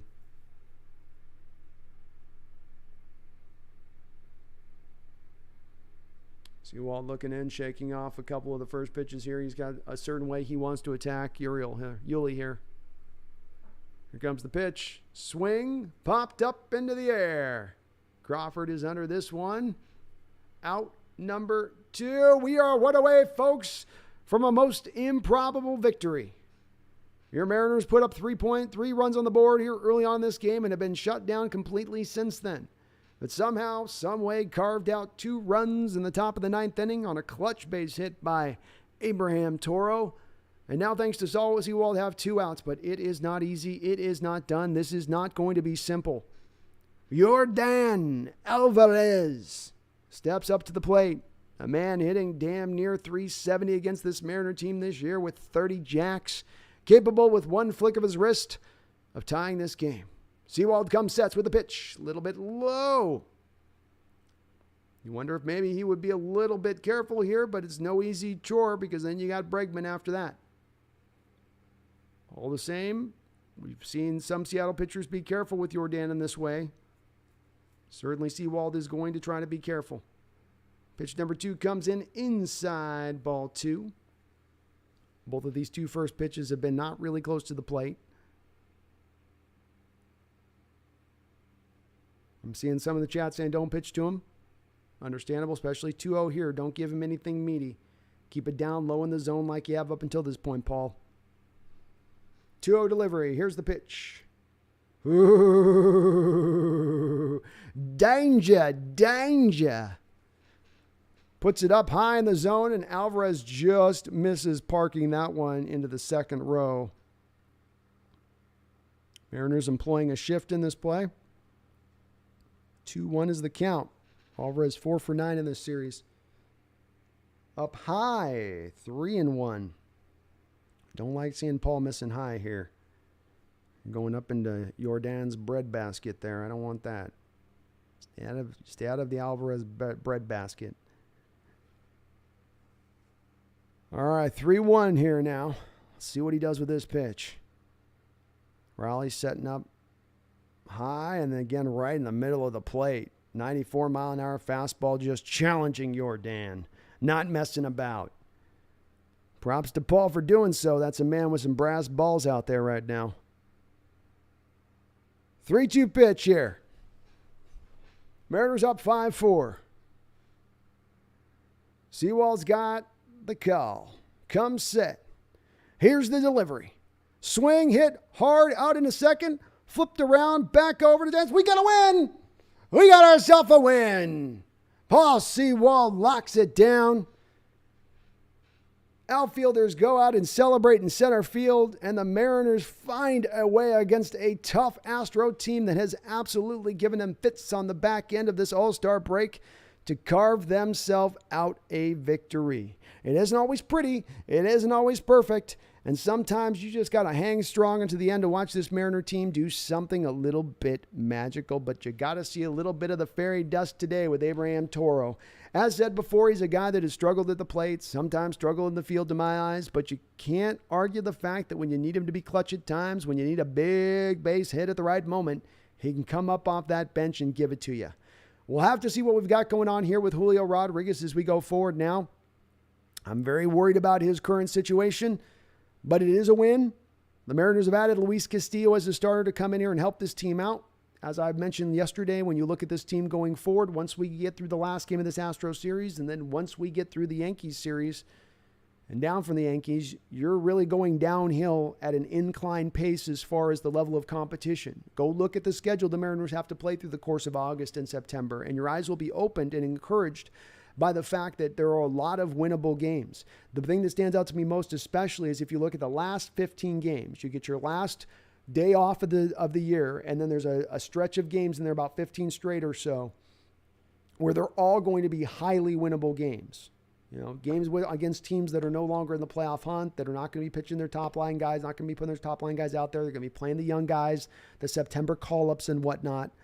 So if we can get that stretch and keep ourselves in this contention from the playoff standpoint, we can push ourselves our way into this. And certainly, again, Luis Castillo's addition to this starting rotation now does vault you, I do believe, into a top 3, top 4, if not even better than that starting rotation, as Chris Flexen again here showed today with the performance he put out there. Your starting rotation has been nails all year and continues to be so. Robbie Ray started out rough, then was ultra dominant. Now he's back to being a little bit rough here after he's played the Astros.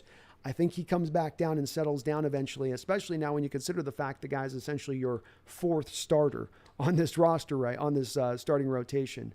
But what a fantastic win. And this is where baseball can be very fun and so unpredictable. You see a Mariner team just scuttling, not able to hit, but they just found their way in that inning, found a way to make it happen. It's part of a little bit of that, again, that magic I call magic. It's magic you saw last year where the run differential was absolutely in the toilet, but this team just found a way in close games to gut it through, to make that one extra base hit, to get that one extra run across the board in order to win the baseball games. And it certainly does, at the very least, make it very, very exciting. Let me bounce through here really quickly to the chat, and then we will wrap it on up. Toro came clutch. He did. Rory, where are the trash cans when we need them? Skylar says, nice job calling the game. Go M's. Hey, thank you, Skylar. I'm loving doing this. So we'll be doing this on the off day. If you guys do like what you listen to, hit that like button and do get subscribed. We're having some great growth, though. You guys are already doing that, so I don't have to tell you. Paul Seawald is the GOAT. No easy task coming through as a closer at the end of the game, and you're going through the top of the lineup. You're going through really that meaty point of that order. You're having to earn your money, as they say. Seawald came in, and he didn't mess around. Some of these relievers in this series have come in, and they've not been accurate. They've been coming in trying to get swings and misses as opposed to just going after the zone and making the hitters swing the bat. And that's what Paul did. Love to see him not messing around, give up a cheap early walk to Altuve or something, just go right after the guys, and it certainly paid off for him. ATM says, holding my breath for Julio, please just be a bruised wrist. Yes, please God, just be a bruised hand, bruised wrist, even if it's a couple weeks thing, fine, but just be that. True Texan, take care. Hope to be here tomorrow. I may be on tomorrow. I got to do my Seahawks stream on my side tomorrow evening, so I'm definitely committed to doing that. I might double up and do a Mariner stream. I think they're early in the afternoon, though, so I might be able to combo if my voice can take it. So we'll see. But again, props to all the Astro fans who've come in here over the last couple of days in the last series. You guys have been very respectful and nice and kind and just want to talk baseball. I really do appreciate it. You guys can come in anytime into this chat. I love seeing that as opposed to people coming in having to be all trolly and we're so much awesome, better than you. We know you guys are good. And you guys are going to be tough to beat this year. No doubt about it. Fishko says, I can't believe we pulled it out. What is this feeling? Go M's. This is the magical Mariner feeling that was back there in that mid-90s, and we haven't had a touch for it in quite a bit of time. It was there in that 2001 year where you won 116 games, but we haven't had it in quite a bit of time. You got a little dose of it last year. You got a little taster's choice, right? A little sample platter of it last year, but maybe this year we're going to get a whole lot, full measure, a full serving, a whole entree, if you will. And I'd love to see it. It makes baseball that much more funner when you have these kind of magical type victories that you feel like you kind of came away stealing one here. Astros aren't going away. It's a tough team. And folks, we do have a couple days here before the deadline comes. Our Mariners still could potentially make another move. It's not out of the realm of contention. You got to remember with Jerry DiPoto, he is a highly aggressive general manager, especially in the scope of making trades. Good game, Jack Huffman. Best luck of you guys moving forward this year, and I do hope that everything's okay with Jordan on that knee as it came back up and batted, so it seems like he is all right, at least from that standpoint of things. Adrian Garza, hey, back again. Tell me, how's the game been? Just tuning in. We started out, got 3 runs on the board really quickly on top of Framber Alvarez, who was really struggling early on a little bit with his control and a little bit with his just his composure on the mound. He settled in, though. He was able to kind of find himself, and then he was dominant through most of the game. Luckily, the Mariners got him up on a little bit of a pitch count, so you were able to kind of dip a little bit in the bullpen, but couldn't do much with that. Really were shut down for a long part of this game. Flexen pitched magnificently in this game, even though he didn't have pinpoint control, or at least the type of control he normally does employ. He was still able to overcome with movement and just changing his pitches and keeping them off balance this Astro lineup. Unfortunately, Flexen didn't get bailed out by the bullpen, who kind of did him dirty, did him raw dog, and unfortunately they gave up some runs, which allowed him to have the no decision. But still, the Mariner lineup came through. We had Mr. Abraham Clutch Toro come back in and finish things out here, Adrian, able to get a clutch hit with 2 men on, second and third, punch it out there, and it was just enough to be able to get us to squeeze this win out. Squeeze this one out between our cheeks. Hunter Williams says, when does Castillo make his debut? Fantastic question, Hunter. They've got Kirby set up to go on the mound here next, I believe, or soon. So Kirby's still making his starts. I don't know if they're planning on trying to slide into a 6-man rotation or if they're going to give somebody an extra day of rest. I'm not so. I haven't read yet, Hunter, on what their approach is going to be with that. It would make sense to maybe just do a 6-man rotation until you're shutting down Kirby. But again, some of this is dependent on how long you're going to go with Kirby here at this point. Or maybe even the approach would be to think about putting Kirby into the pen for a bit if you want to go that route. They've got a lot of flexibility here with what they could do. I don't think they'll do that, but there's a lot of different methods they could go with. Devin says, I hope Mouth from last night's stream was watching. I know. Yeah, exactly, Devin. Exactly. Well, and much like, there's the one guy who comes in and he wants to say this Mariner team's bad. And anytime the Mariner team's bad, he comes in here and says, see, are you going to admit it now? Are you going to admit now that, and like, yeah, where are you at when we win? That's awfully quiet. Space City, good live. If you don't live live tomorrow, I'll check in from time to time. See y'all in the playoffs. Hey, I love that, Space City. I love that. We will see you in the playoffs. We will get our rematch. We will have another. And you never know. I'll see where I'm at tomorrow if the voice is holding up. James Black, shout out to J.R. Sweezy retiring as a Seahawk. Very much shout out to him. Part of that amazing draft in 2012 that you had. And you got a lot of very good, at least league average to a slight, maybe above league average seasons out of J.R., especially as a run blocker when he was here. Alexander Wheeler says, I've hard Wednesday in New York. I've hard. Retype that, Alexander. You'll have to rephrase that. Rory says, this stream's lots of fun. Good luck. Hey, thank you, Rory. Appreciate you jumping in, man. Hopping in. And yeah, it's been a lot of fun. A lot of great chat in here. A lot of great baseball talk and discussion. Part of what I love about my football channel. And I would love to replicate the same here with this Mariner channel and just being able to get in and just talk some fun baseball talk. Hunter Williams says, Doomers in the M subreddit are the worst. Yeah, I've related Hunter to the PTSD going on right now in the Mariner fandom. 20 years of losing, 20 years of bad trades, 20 years of misspent money, 20 years of prospects that don't develop who are supposed to be the end-all, be-all, has caused people to just get a little bit fried out. I'm not in that frame of mind myself. I understand why they're there, but that's part of why I'm trying to provide a little bit of light in this tunnel and why I wanted to create this channel this year is to push back if that started to be a little bit of the feeling in the Mariner fan base, because this is a different team. This is a different type of team in the way you've built it. And you've taken the proper, smart, intelligent steps. And because you've done that, you've set yourself in the best position for them to not fall back in the old trappings that they've fallen back into so many times before. And that should give you true optimism, not just me looking at it as a half-filled glass rather than being half empty.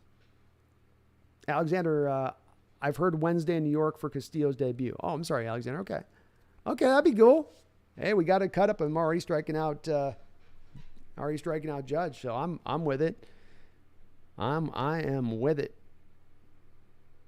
Alexander, sorry, I tend to think faster than I can type, so I miss stuff like that sometimes. No worries. I can usually decipher it, Alexander. I'm kind of become a master decipherer with people on, because a lot of people are typing on their phones and they'll be a miss. So I can usually pull it out, but I was just left a little bit lost on that one. Big Country, you have a good one. Thank you so much. Carl Todd, go Mariners. Brian Bradley says, what starting pitcher will move to right-handed pitcher or closer out of the pen? I think that Kirby this year is a guy that you could move into the pen, especially with Castillo on IL now. Move him in there for an interim, especially if you have him on an inning count as we go forward here as it is anyway. And if he's getting close to that inning count, maybe that's smarter than just moving him out to start until you've topped it all out. So he would be the likely guy, Brian, that you're moving in to the pen, I would think. But sooner or later, he's going to be shut down because the Mariners do have him on an inning limit. Corvette Mans, go M's. Go M's. Well, guys, another great stream here today. I really appreciate all of you guys. Thank you to all the new people that have jumped on as subscribers to the channel. You guys are amazing for doing so. We have had some, just for this channel being so new, just amazing growth. And I think it's just part of the excitement that is building here in this Mariner fan base, as everyone can kind of sense something, can't they? Everyone can kind of sense a little something, can't they? A little spark of life here where there wasn't before, and they very well should. D-Boy says, Brandon, even if you do half of the M's game, that would be cool. I think that's a good to try to shoot for that, D-Boy. So, yeah, I think that would be a good shoot. Certainly, I think as we go forward with the football channel, Wednesdays and Sundays are going to be tough for me. But anything out around that, we can probably work through and figure out from time to time on it. So I think a half is probably a good measure this year to kind of shoot for. Maybe next year we'll try to shoot for 75% or something. So, yeah, I think that's about right. Either way, I will be streaming like a demon here over the next couple of months because I think this Mariner team is going to do something. I think that we're headed into the playoffs. I don't know if we're ready to make any noise in the playoffs, but I do know this. We're not going to have a lick of expectation.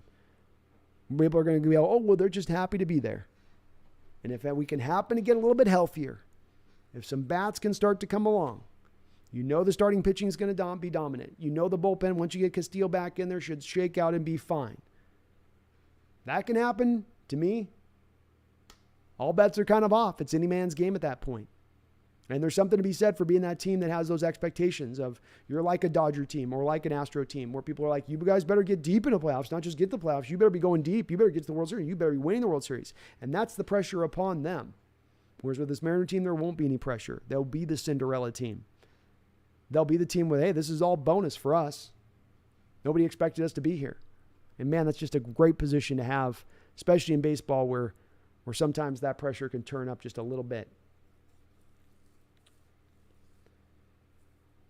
Adrian says, I wish you could cover all Astro games 100. Oh, thank you, man. I appreciate that. That's a very kind thing to say. And, I mean, look, they'd be a fun team to watch. Very talented. Very talented. They know how to win. They've learned how to win. They execute their process. And they go about it in a way where you understand that it's not just happenstance for why they've been able to reel off as many victories as they have over the years. Carl says, I'm a living diehard M's fan. Love it, Carl. Love it. Go Mariners is right. Go Mariners is right. Well, I'm going to wrap it up on that, folks. Feeling a little bit better now. I'm a little worried about Julio. Going to start hitting the refresh button on my Twitter just to hear that he's just sore. No, there's no problem with it. Just going to hurt for a couple days. I'm going to just be tapping that Twitter refresh. Like, come on, please. He's okay. He's okay. He's okay. Alexander, sorry, I think I read that already. Astros fan being cool, I can dig it. Hey, Wu-Tang Financial, I'm straight up, man. Over the last 2 weeks of doing this stream with Astro fans in here, I could name 6, 7, 8 guys that have come in that are Astro fans that have been awesome. Good guys, just want to have some good baseball discussion, enjoy the game together, and I love that. I always look at this like when I do these streams during these games, it's doing play-by-play, but it's also a little bit of us being like we're in a bar, just kind of sitting there just shooting stuff, talking baseball, talking random stuff, which is what baseball allows you to do with its pace and whatnot. And I love it. I love it. I love it. And that's what makes it a little different from football in that respect, which is so bang, bang, bang, bang, play after play after play. So Carl Todd says tie series coming up. I love it, Carl. Let's even this up tomorrow. You can even this up. You can limit the damage. You can get through this final rough edge of your schedule. Yes, I said that indeed. The final rough edge of your schedule as you're going into the beginning of August. And then it starts to all go downhill. Couple tough opponents in there, but it's mostly highly inclined down. So if we can just eke our way through this period, get a little bit healthier, acclimate Castillo into this starting rotation, our team might just have a chance and we might just shock the world. shocked the world.